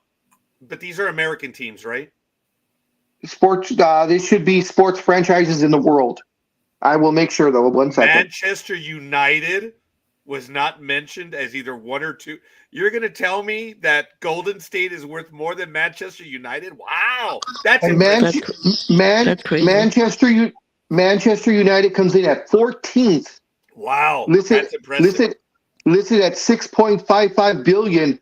Real Madrid is actually even worth more than that. They are worth $6.6 billion. They come in at 12. But your top 10 are the Cowboys, the Warriors, the Rams, then the Yankees, the Knicks, the Patriots, the Giants, the Lakers, the Jets, and the Niners. The Raiders are actually 11th. The Jets are in there? Top 10? Okay, yes, guys, ma'am. Okay. Now, remember, the reason why Forbes does this is because they take everything into consideration. How much money did they earn? That's it. No, seriously. How much money did they earn? And what do they own? It's very simple to figure it out. And, you look at all the revenue streams coming in. You look at the fan sales. You look at concession sales. You look at all of that. You look at the merchandise sales. Yeah, you see, I think, to be honest, most American teams would win on that because in Europe and in Britain, franchise sales and other things of that ilk are not as big as they are in the States. The teams, the teams themselves. I mean, there's problems at the moment in the Premiership that if they overspend or they don't support themselves, then they get fined. So a lot of the Premier soccer teams over here are starting to roll things back so that they've got a financial cushion. Whereas in the States, I don't think they got that problem at the moment. I beg your pardon, Gig? Bless you. Sorry. No. I don't think she meant anything by that. But look. No, she sneezed. Okay. I didn't hear that. Guys, I've told you guys forever that whether you like it or not, the claim that the Cowboys have had as being America's team, very simple. They outsell everyone. Yep. And every other fan will say it's not true. Well, okay, fine, dude. Whatever. They Numbers don't outdo lie. you. I'm sorry, what? Numbers don't lie. They don't. There's more fan loyalty to the Cowboys than any other team in football. It's crazy. Oh, that was very nice of you to say loyalty. I was going to say stupidity, but okay. Well, I'm not prepared to argue that either. So, Cowboys Space Stadium, $1.5 billion. Jerry paid for it. Cowboys $1 billion practice facility. Jerry paid for it. Cowboys are worth a ton because Jerry owns everything. Yeah. Yeah. But if you guys remember the original purchase story, he was all in. He took all of the oil money that he had and he risked it on the Cowboys. What Bless an you. incredible risk. I I just, think he's got his money back in more than one way. oh my God. Oh yeah. I don't think he was even worth $1 billion when he bought the Cowboys. No. Bless you. I'm sorry, Gridiron Girl. That's damn funny. There's a what if then. What do you think he would get if he were to sell the Cowboys, say this year or next year? Do you think he'd get his money back, or do you think he would just walk away completely, multi-billionaire? Let's see. They're worth 10 billion. I would say. They would sell over that maybe 12 or 13 billion dollars. Who do you think And- if the Cowboys came up, who would go for it though? Okay. There's Excuse me? Who would go for it? there are a few. There are a lot out there because even if you overpay, let's say you've been overpaid by 50%, and you buy them for $15 billion, you're going to make that money up within 10 years. Folks, forgive me to be argumentative with all of you. It is something that we talked about over the last 2-3 years. And I'll give you an example. A man of means used to flaunt his wealth by investing in gold. And the reason why they invested in gold is because it pays no interest, it pays you no dividends, and it doesn't move for years, if not decades. But you have the ability to put your money in it, and it doesn't matter. That's how much money you have, that you don't care if it, well, I mean, you do care that it goes up, but you can have it sit and do nothing. That's how you flaunted your wealth in the 60s and 70s. There are other forms of, but just go with me on this. Then it became not the car, but the fleet that you had. And now for the real billionaires, it's not the yacht that you have, but how unique the yacht is. And sports teams are that ultimate symbol now.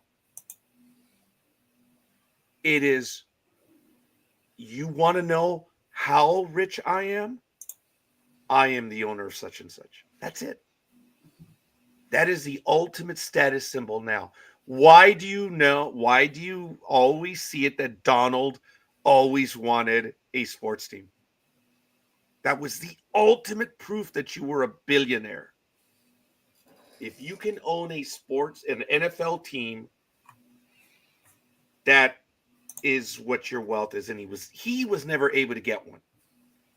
What would, and I'll ask all three of you, and everyone in the chat room also, where would the Cowboys be, in your opinion, had Trump gotten them like he wanted? Trump was the previous almost owner of the Cowboys before Jerry Jones got him.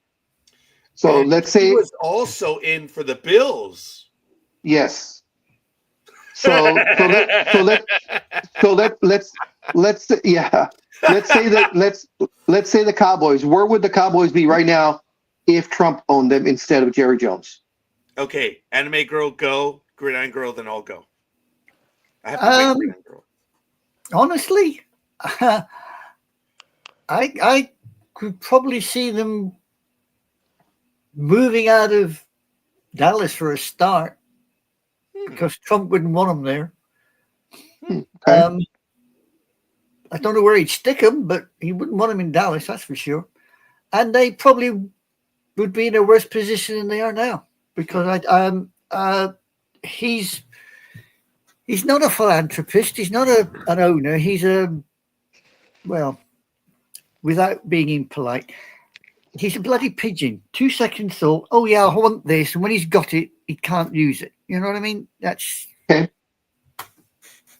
That's my opinion.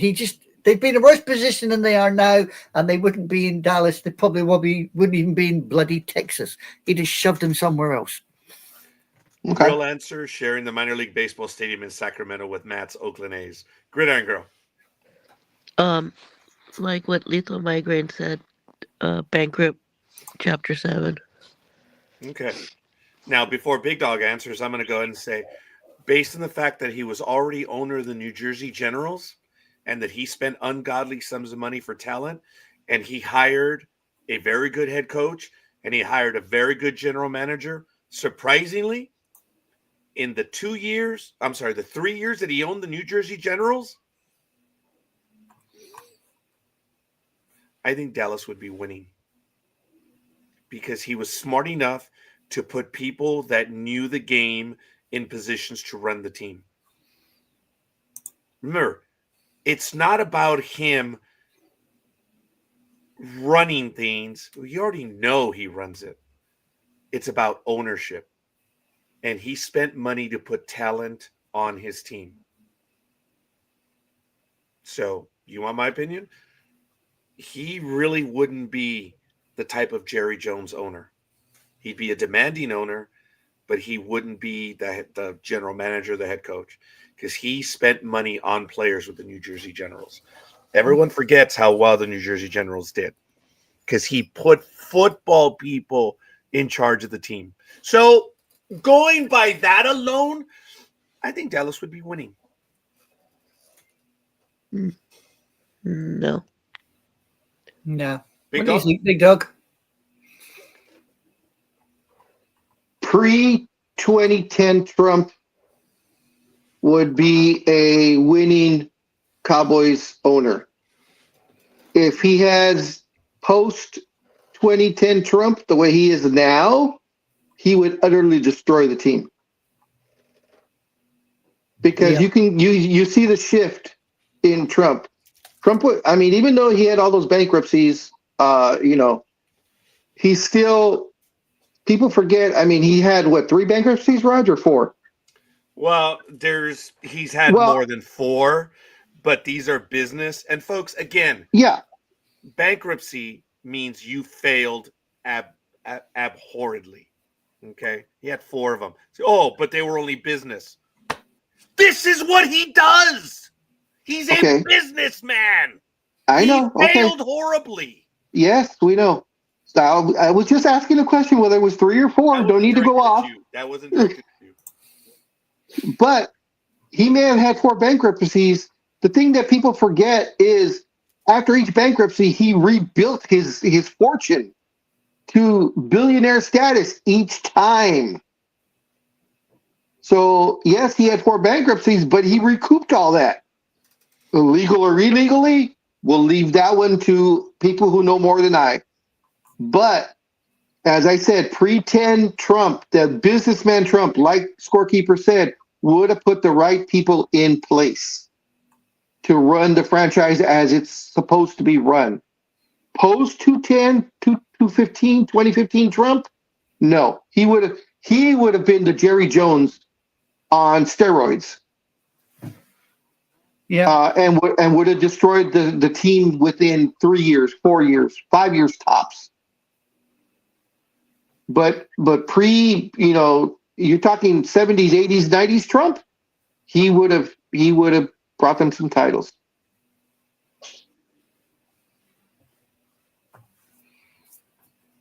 Yeah, he's had more than 4. But the casinos are the primary ones. Folks, how do you fail at a casino? Problem That's with why the young man is that he bought one and he thought he could replicate it and replicate it and replicate it. So, and that's why in Vegas he has no casino, only a hotel. Because Vegas says, we know what you did over in New Jersey. We ain't doing that here. Yeah, what Daddy did. Yes. Yes. It's not a joke. So, but it is what it is. So I appreciate the opinions. It's good to know what everyone thinks about that. So there it is. I have a. Lethal Migraine I'm says the sorry, NFL rightly told him to F off as it didn't want to deal with his bullshit. Yeah, he that sued is them. true. You know, I mean, come on, man. He was in bed with the mob. That was the casino issue. Yeah, well, a lot of people are in bed with the mob. What else did you have, Big Dog? I had a little article. Oh, shit, an article here. Oh, damn it. All right. So baseball wise, so a young collector who scored a one of a kind baseball card featuring National League Rookie of the Year Paul Skynes, Oh, is that the new pitcher? Yeah, the Rookie of the Year for the Paul Pirates. Skeens. I think it's Skeens. Skeens. Okay. So he had he pulled a card from Paul Skeens, and he turned down a trade offer from the Pirates. Topps announced Friday the 11-year-old from Los Angeles had declined a deal, and it said it was going to put the card up for auction.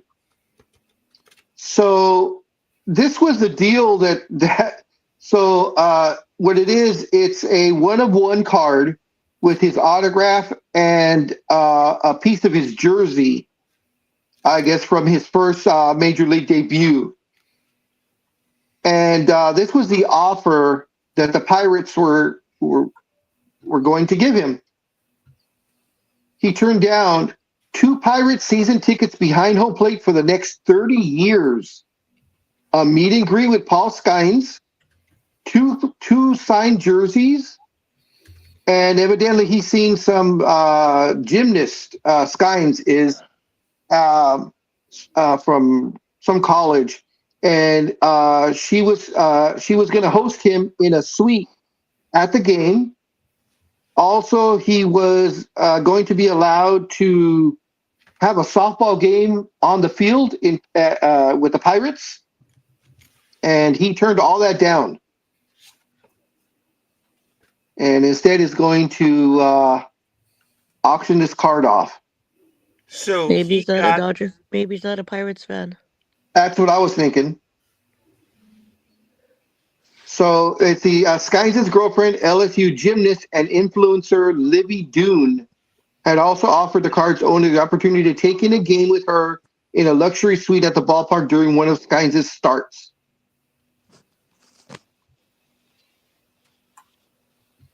That's a lot by the Pirates. I mean, season seats behind home plate for 30 years. So they wanted the kid. He had the card. The kid pulled a card. In other words, he went to the card shop, bought a pack of Topps cards, and that card was in there because it's a chance to get that card. So he pulled it, and as soon as he pulled it, the kid knew what he had. So Okay, I guess I missed what you're saying. What was special about that It's a- particular card where it's no a- one else it- could get it? it's a one of one It's a one of one. I missed that. with an autograph and a piece of his jersey from his first start. Skynes' jersey and Skynes' autograph, and it's a one of one card. It's called Field of Dreams or something like that. Okay, I would need 4 tickets to the owner's box for every game for life as a starting offer.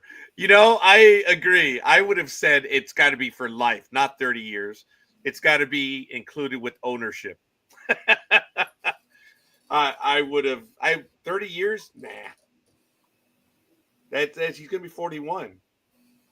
No, I would. Yeah, but if you're not a Pirates fan, what does it matter whether you get a lifetime or if you get 30 years?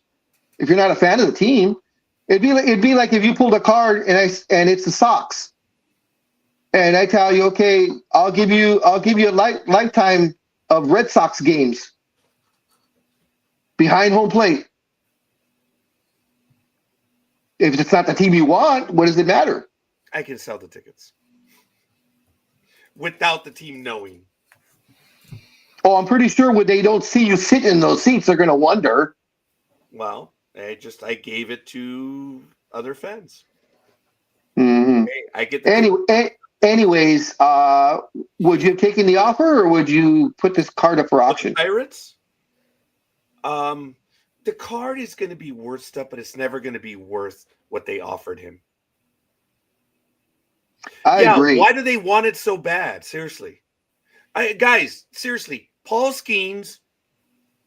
Oh God, I can't believe I'm going to say this, but I'm not going to say it. If he turns out to be a great, oh God, oh I can't. No, the offer that the Pirates gave him is worth more than what that card will ever be worth. Yes, Gridiron Girl. Bless you. Sorry. So just real quick, he was selected as the National League starting pitcher in the All-Star game after only 11 starts, and he finished 11-3 with a 1.96 ERA in 23 games. Yeah, he did That's what. incredibly well. I mean, he did for a Yeah. rookie year. There's no doubt. But guys, again, phenoms. How many phenoms have we seen? It's the guy's good. Zion Williamson supposed to be a phenom. Lonzo Ball supposed to be a phenom. Look, do you go by potential value? Look, add up the value of what the Pirates were going to give him as opposed to what it would. Look, it's kind of like, do you take the money up front on a lot of win, or do you take 29 years to get the payment? What is it worth to you? Do you want the full $1 billion, or do you want $450 million up front right now? Paul Skeens, his value of his card is high, but it'll never be higher than anyone else in baseball right now. That's a Hall of Famer or on the famous list. Paul Skeens is worth a lot, but for the love of God. Thing is, it's anything that you're going to buy or sell, it's only worth what somebody's prepared to give you for it. Yep. Yeah. And it's not even a major auction house that he's going to either. Let's see what it says here. I saw it real quick. Damn. Bumped out. Fanatics Collect. I haven't even heard of them before. I know most of the auction houses. Fanatics Collect I think it's brand new, and I think it's from fanatics.com, where you buy all your merchandise from. So sorry to bore you, scorekeeper. I'm tired. It's cold. I know, but I just took a shot. So the card will be going for auction in March. Fanatic Collect, which will handle the auctioning of the card in March, said it would donate its proceeds from the sale to fire relief funds in Los Angeles.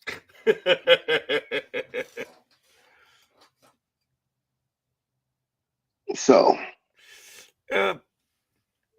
Look, the Pirates Dave probably knows what wanted he for wants to do. Scott. The Pirates probably wanted for Skynes, since it is a one-of-one card, and he won Rookie of the Year. They're probably trying to make sure he stays happy, and they did this.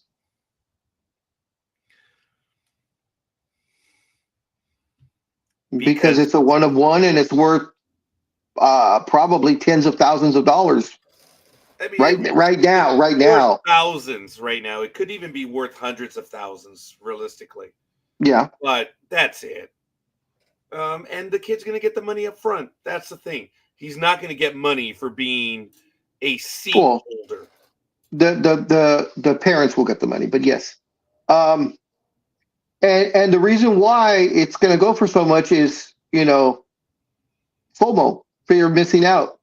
That's why Ohtani's ball, the 50-50 ball, went for over $1 million. Come back in 2-3 years, just like scorekeeper said, no one's going to remember it. That ball is going to be worth maybe $100,000 or $200,000. It's going to have value, but not the value it has now, not the value that it sold for. Perfect example. Look at the Todd McFarlane baseballs that he got, the Sammy Sosa and the Mark McGwire, and also the Barry Bonds ball that he paid millions of dollars for each of them way back then. And now they're only worth a few $100,000 each. But McFarlane himself said, I'm not doing it for them. I'm doing it. Oh, yeah. Yeah. I mean, Big Dog and I were at Anaheim Stadium, and we saw those baseballs. Yep. That was really neat. The McFarlane collection. That was cool. It was great a for magical time in America, 1998. it was great for McFarland to not keep it in his house or his office or whatever and just be the only one staring at it. It was great of him that he allowed Major League Baseball to have a tour all of the stadiums that all the fans could take a look. And it wasn't just one game. I mean, he kept those balls there for like, maybe a homestand in each stadium. And that was great by McFarland. And like you said, he did it for the love of the game. He loved baseball. He's always loved baseball. And, he had the money and the means. So Yeah, I don't have the knowledge or the ability to keep up with the Jones when it comes to collecting items. I don't collect items to flip them. I'm not smart enough to be in that business. I don't collect items to flip them.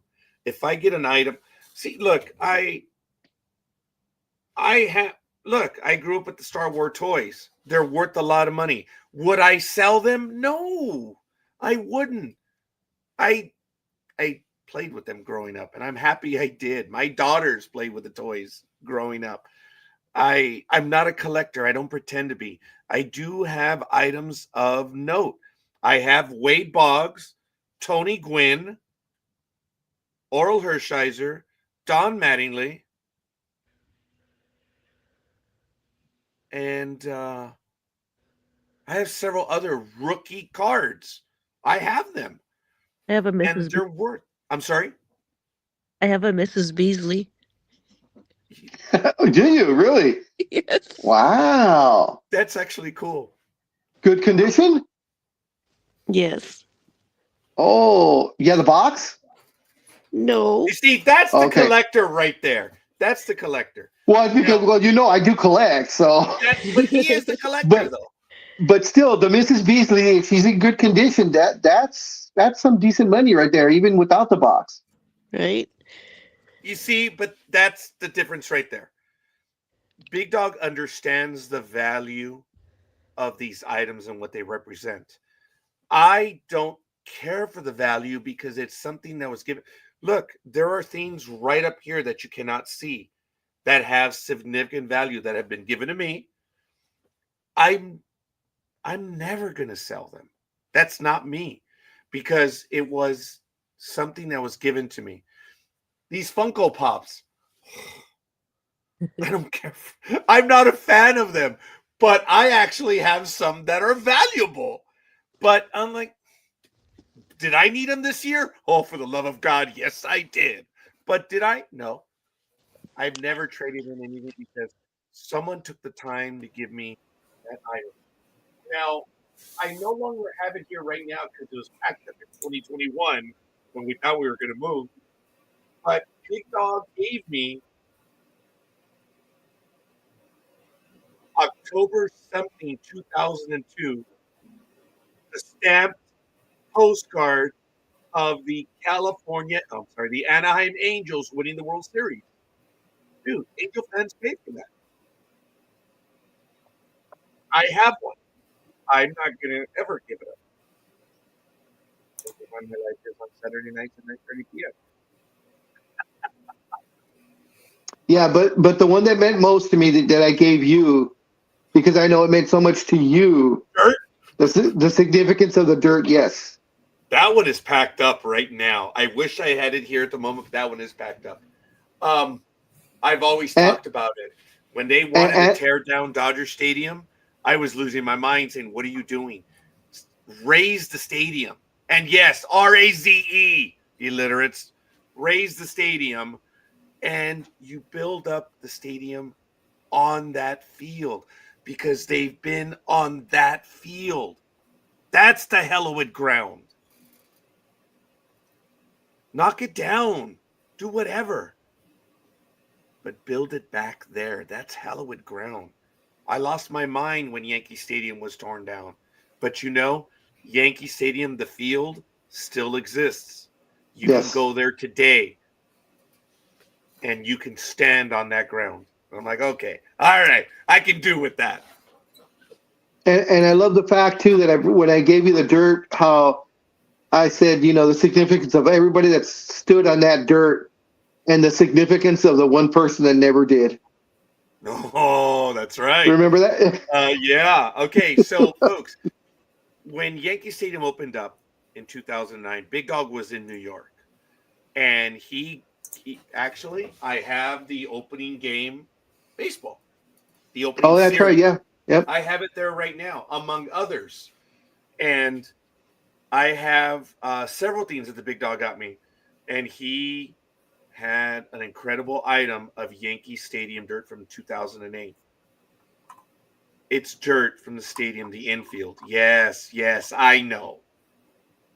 But who played on that dirt? I mean, it's like having a piece of the chalice. Yes, forgive me, people. It's having that. And it's just incredible. I have a piece of Yankee Stadium still. And there's a pizzeria right here in Chino that has Yankee Stadium seats from the old Yankee Stadium. Oh, cool. It's cool. Big Dog, we have to hit that place. I've told you about it obliquely that we should go, but we just haven't had a chance. But it's a nice pizza place. I've been there. And George, my seminary brother of all places, took me there on a Friday or Saturday night. We were coming back from Arizona, and we were so effing tired. We called ahead. This was in 2009. They prepared 2 big pizzas. And yes, they were New York pizzas. Oh. It was a damn good slice of pie that night. It was good. And it was made by people who lived in New York and made it New York style. I had never really had it since and before. It was good pizza. Damn good pizza. It's just New York style. That's all. That's it. Do you like New York or do you like Chicago better? I don't recall having deep. Well, I've had deep dish. I prefer the New York, but dude, deep dish is good. I prefer a slice of pie. I don't want a slice of cake. You get fat. I have grass from the 1984 Super Bowl. Really? Do tell, 'cause woman. Huh? Do tell, woman. Because I was performing the halftime show on that one. You performed at the halftime? Yeah. Yeah, she What'd did. What'd you do? Were you like a It was the cheerleader or what? It was actually the Redskins. Uh-huh. And I forgot who's the team. It was just the band, the drill team, Okay. All City League, whatever. Yeah. Again. You were there at halftime. That is so cool. Yeah. And you stole grass. And you stole the grass. Yeah, because we started with our down towards the ground. So I go, damn it, I gotta get something. So I just held on and I shoved it in my glove. There you go. Damn funny. That is damn funny. Anyways. And where was that? At the Coliseum or the Rose Bowl? The Rose Bowl. Ooh. Okay, that was good. I don't have any sports memorabilia like that. No. No. That's okay. My collections are my vinyl that I have. There are some, I suppose, 1 or 2 that might be valuable to some people in there. I have an original 1960, I think it's 63 or 64 recording of You'll Never Walk Alone. I have my anime figurines and the series. That's about it, really. I haven't got anything overly valuable for anybody. I have oh, there it is, ladies and gentlemen. Look at that, Big Dog. Tell us. Talk dirty to us, dude. What is it? So this is from the Lakers from 2009. Let me switch the view, Big Dog. There we go. Oh God. And I'm also going to remove the name. Go ahead. There's the championship coin at 2009, and that's an actual piece of the net from Game 1 of the NBA Finals. Wow. And this of course is the year they beat the Orlando Magic. Oh, that's Yeah. cool. And then up on the top is the roster. But yeah, That is cool. That is. I'll remove you, big dog. I appreciate that. Thank you. I'm fat enough as it is. You don't need a close up of all of that. Stop it. Oh, Okay, folks. Here's some imagery of us at the game in San Diego. See, that's McCutcheon on the big board from where we were. The attendance at Petco Park. It's kind of cool. There, that's me. That's Lukey's, and that's Gmo. We're right there. And She's flipping you off? who was? Gmo. No, next one. Oh no, she's just fixing her glasses. No, she's just fixing her glasses. I don't know. But You never noticed that? Look, she's got her Starfleet jacket on, which I took mine as well, which is really cool. And it's a nice stadium, guys. It really is. And we were up on the second level, which you see right here. That's where we were. We actually had some nice seats. They were nice. You see? Oh, damn. No, I think we're up. Wait. I think we're right here then. In that section right there. Oh yeah, there. Oh no. I guess it's the third one. Doesn't matter. They're nice seats. And it's a beautiful stadium, guys. Yeah. Mr. McCutcheon is really cool. So yeah, when we went, I took a lot of pictures of being in San Diego. So it was neat. It's a really nice stadium, guys. The footprint is rather small, but it is really cool. And the metro is like 1 block away. God, I hate San Diego. Everyone but LA has it correct. And it's right across from the convention center. That's right. It is like right there. It's really beautiful. We went August 21st. And it's really nice. It's a nice stadium. They really did well with it. That's a view already inside the stadium, I believe. And incredible views, man. And there it is, the convention center. That thing is huge. Yep, that's us. That's us going to the area. I had my Starfleet jacket on right there. So we were in Star Trek gear that day. Sorry. It was a fun game. It was. I know another place that we went to was Seattle that year. We went to San Francisco that year. Let me tell you, the San Francisco Stadium is gorgeous. Too bad the team sucks. And it's very expensive, sadly. It's very expensive.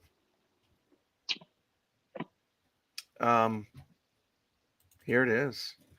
This is San Francisco. We walked around the entire stadium. It's really nice. And we were on the second deck. It was awesome because it was hot. Wow, look at all those fans. They're packed. It's a sellout. Look at standing room only. Oh my God. You're funny. Game time was at 11. Well, at 1. We were there at 11:44 taking those pictures. No, don't ruin my day. Oh, dude, you'll see it in a moment. The stadium's empty right now. But we were on the second level where they had AC. You can see it right here, man. It was beautiful. The only part of the stadium. And it was neat. Let's see. There we are. My youngest and I. Yeah. It's a nice stadium, guys. I got to admit. And they have themselves a nice park. But I took these pictures before game time. I don't think I took any game pictures. Oh, sorry. That's the City Skylines issue. Sorry. Anyway. That's cool. He used to collect stuff. I think I have every Chris Jericho shirt and action figure from his WCW days, if not all. Most. Also a Jericho autograph PPV poster. Ooh. Pay-per-view. They're no longer called pay-per-views. Now they're called premium live events. They're PLEs now. Oh. Yeah, who gives a shit?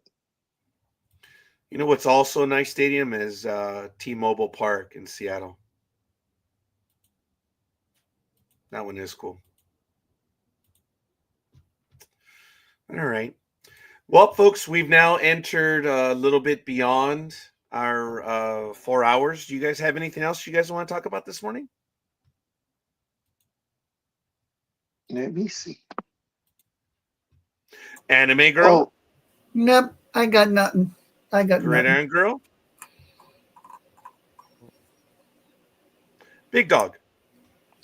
well, I'm sorry to tell you, because I know you're going to be extremely disappointed, scorekeeper. Oh, no. But I mean, I know you were looking forward to it and everything, but Oh. unfortunately, Conor McGregor has said no to fighting Jake Paul.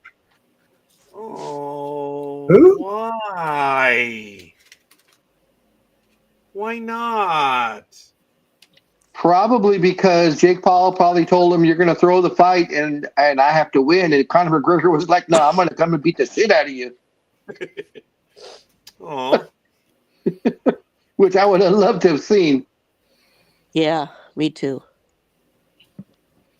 Yeah, everybody's still so pissed off at Tyson, because you could tell that was just he just threw that fight. everyone was cheering for him. That's a And the shame. only thing, the only redeeming, not even redeeming, the only memory we're gonna have of that night is Tyson walking away wearing nothing but his jock strap. That's the most compelling thank thing God about I that didn't night. see that. Thank The, God. the only memory I've got of that night is Tyson letting me down and not beating that idiot to a pulp. Yep, I totally agree. Yeah, but he made an incredible amount of money, didn't he? Yep. Bastard. Yeah, ruined his reputation in the prospect in the result though. There was Yep. so much love for Tyson. Yeah, everybody wanted him to beat the crap out of not Jake Paul. It's the other Paul. Logan. Oh no, Logan's the wrestler. Jake, yeah, that's right. Jake is the boxer. Hmm. Yeah, exactly. Yeah, I guess so. All right. Well, other than that, then, folks, I guess we're gonna go ahead and call it at this point. I do want to remind everyone that we will be on next week as well. Sports Talk with the Guys tomorrow at 7 a.m. The ladies will be on. If she's not, you need to let me know, young lady, and maybe I'll be able to join you tomorrow. I probably won't be able to be prepared to discuss what you're going to discuss. We were going to discuss an anime film called Kiki's Delivery Service. Okay. But that's not your thing. So I love anime stuff, but I'm stuck on Robotech and Star Blazers. Oh, well, and the oh my god, that Sailor Moon? Airbender. Sailor Moon? Sailor Moon? No, but my daughters did. Sailor Moon. Holy crap. I actually thought, scorekeeper, that the kind of anime you'd probably enjoy would be Assassination Classroom. That's your style. That's my style. That's your kind of Assassination Classroom, where they've got to get rid of the sensei because he's going to blow the world up. I don't know, but I'd want to be the sensei, but that's okay. No, you haven't seen the sensei, have you? No. He's a big yellow blob. You need to let me know if she'll be on or not. And Well, I've been trying to get hold of her, but no reaction at the moment. Well, like I say, we can either move it, cancel it, or if you want to do something, I would probably be available this Sunday. So I'll see what I can do. So it's either going to be an episode of the Blue Waffle or Two Girls in a Teacup. Okay. Yes, Liz does have a Ghibli teacup. You're never going to let her forget that one, are you, boy?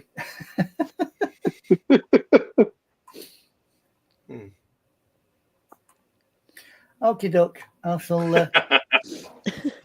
shall let you know. All right, fair enough. All right, well, I want to thank everyone that joined us. Anime Girl, Gridiron Girl, of course, Big Dog.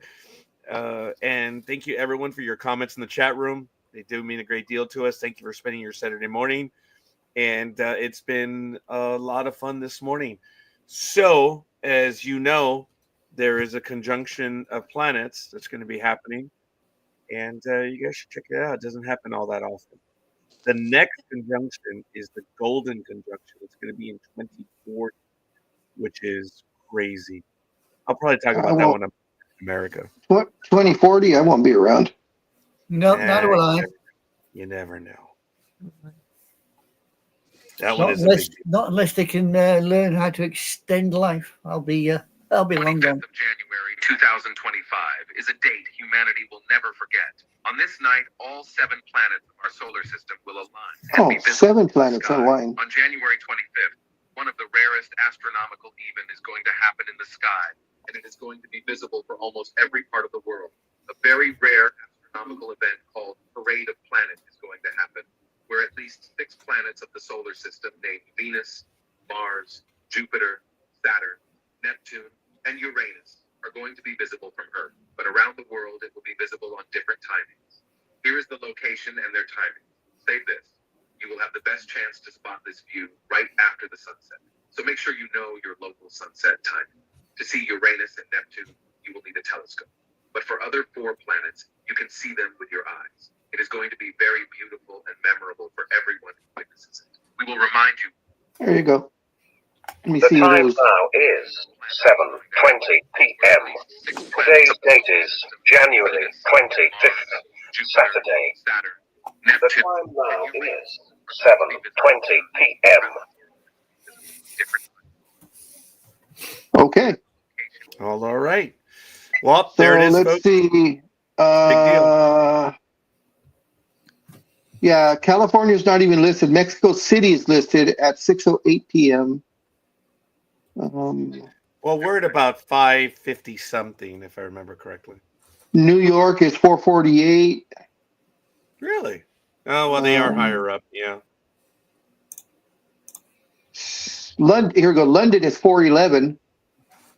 Really? What time is sunset where you're at? I'm not sure what time zone they're using though. Well, no, I think it'd be appropriate, but it's just I'm surprised it's that early. Anime Girl, what time is it really around 4 o'clock sunset with you? I'm just trying to find out for you, to be honest, because it's already getting pretty dark down here. Yeah. I think sunset's already happened. I think it's already been and gone. Okay. Well, you still might be able to see the planets though. Now we've got a couple of very bad storms kicking around, so. Yeah, no, I don't think- know if it's going to rain after all. And they are predicting rain at about 15% in the afternoon and 72% in the evening. Wow. Yep. We are actually in a flood watch. Oh my God. Gridiron Girl, we're in a flood watch right now. What if you mix? Great. Yeah, you're actually closer to the fires than I would be. But she's at the top of a hill. She's not gonna get flooded. Yeah. All right. She overlooks everyone. Just that's why she's out on the patio, because she overlooks the entire valley. Yes, Charter Oak. Yes. She does the Lion King thing, like the Mufasa. Whatever the sun touches is mine. Sunset was around 1636. Twilight at 1714. Okay. I still might try to take a trip out to the desert tonight. Oh no, I can't. Damn it. Why? It's a busy weekend. So you have a date? Yep. Oh, you were serious? No. Well, I mean, if you do, just reschedule. I'm pretty sure your handle will be able to reschedule. That's not a problem. No, I don't. And I appreciate that you're kind enough to mention that, Big Dog, but no, sadly. Not even that, because the hens are dead. They're Okay, frozen. guys, I'm literally dying. I need to. All right, we'll see. Well, one last thing, Gridiron Girl, before you leave. Yes. See, you know it's going bad for Scorekeeper when even his hand turns him down. I hope you feel better, Gig. But thank you, guys. Yeah. See Take ya. care. Get well soon, sweetheart. Thank Yeah, you. take care of yourself. Okay, bye-bye. Bye. See you later. All right, folks, that's going to call it for us as well. And we thank you. And it's pretty much done. So, Big Dog, why don't you go? Oh, ndbmedia.net. Check it out. A lot of stuff going on the network. We'll be on at 4:30 Pacific time to review Section 31. And then at 6 p.m., if I'm not mistaken, we have Fandom Access doing their stuff. They're reviewing, I forget which series they're reviewing, but check it out on ndbmedia.net. And we'll be on at 9:30 tonight. So at 4:30 to about midnight, we have a lot of programming scheduled, so it's going to be good. Other than that, that's it. Big Dog, take us away, please. Alrighty, guys, have a fun and safe rest of your weekend. If you have a chance, if you have clear skies and they be able to get out there, and you're here on the West Coast, see if you can see the planets out there. They say this is 4 to the naked eye or 5 to the naked eye, and that should be interesting. It only happens once every how many days again, Scorekeeper? What was that? Oh, damn it. Like 5,096 days. Yeah, Sorry. so, it's a rare occurrence, guys. It'd be fun to see. Hopefully you can do that. Everyone else, so, be careful out there. Have a fun weekend. Enjoy your football. Enjoy your sports. Do not drink and drive. If you have to drink, call a friend, call an Uber, call Scorekeeper. He'll pick you up. And but he'll charge you for it, though, because, he is a businessman. But anyways, guys, have a fun weekend. Enjoy. Bye-bye.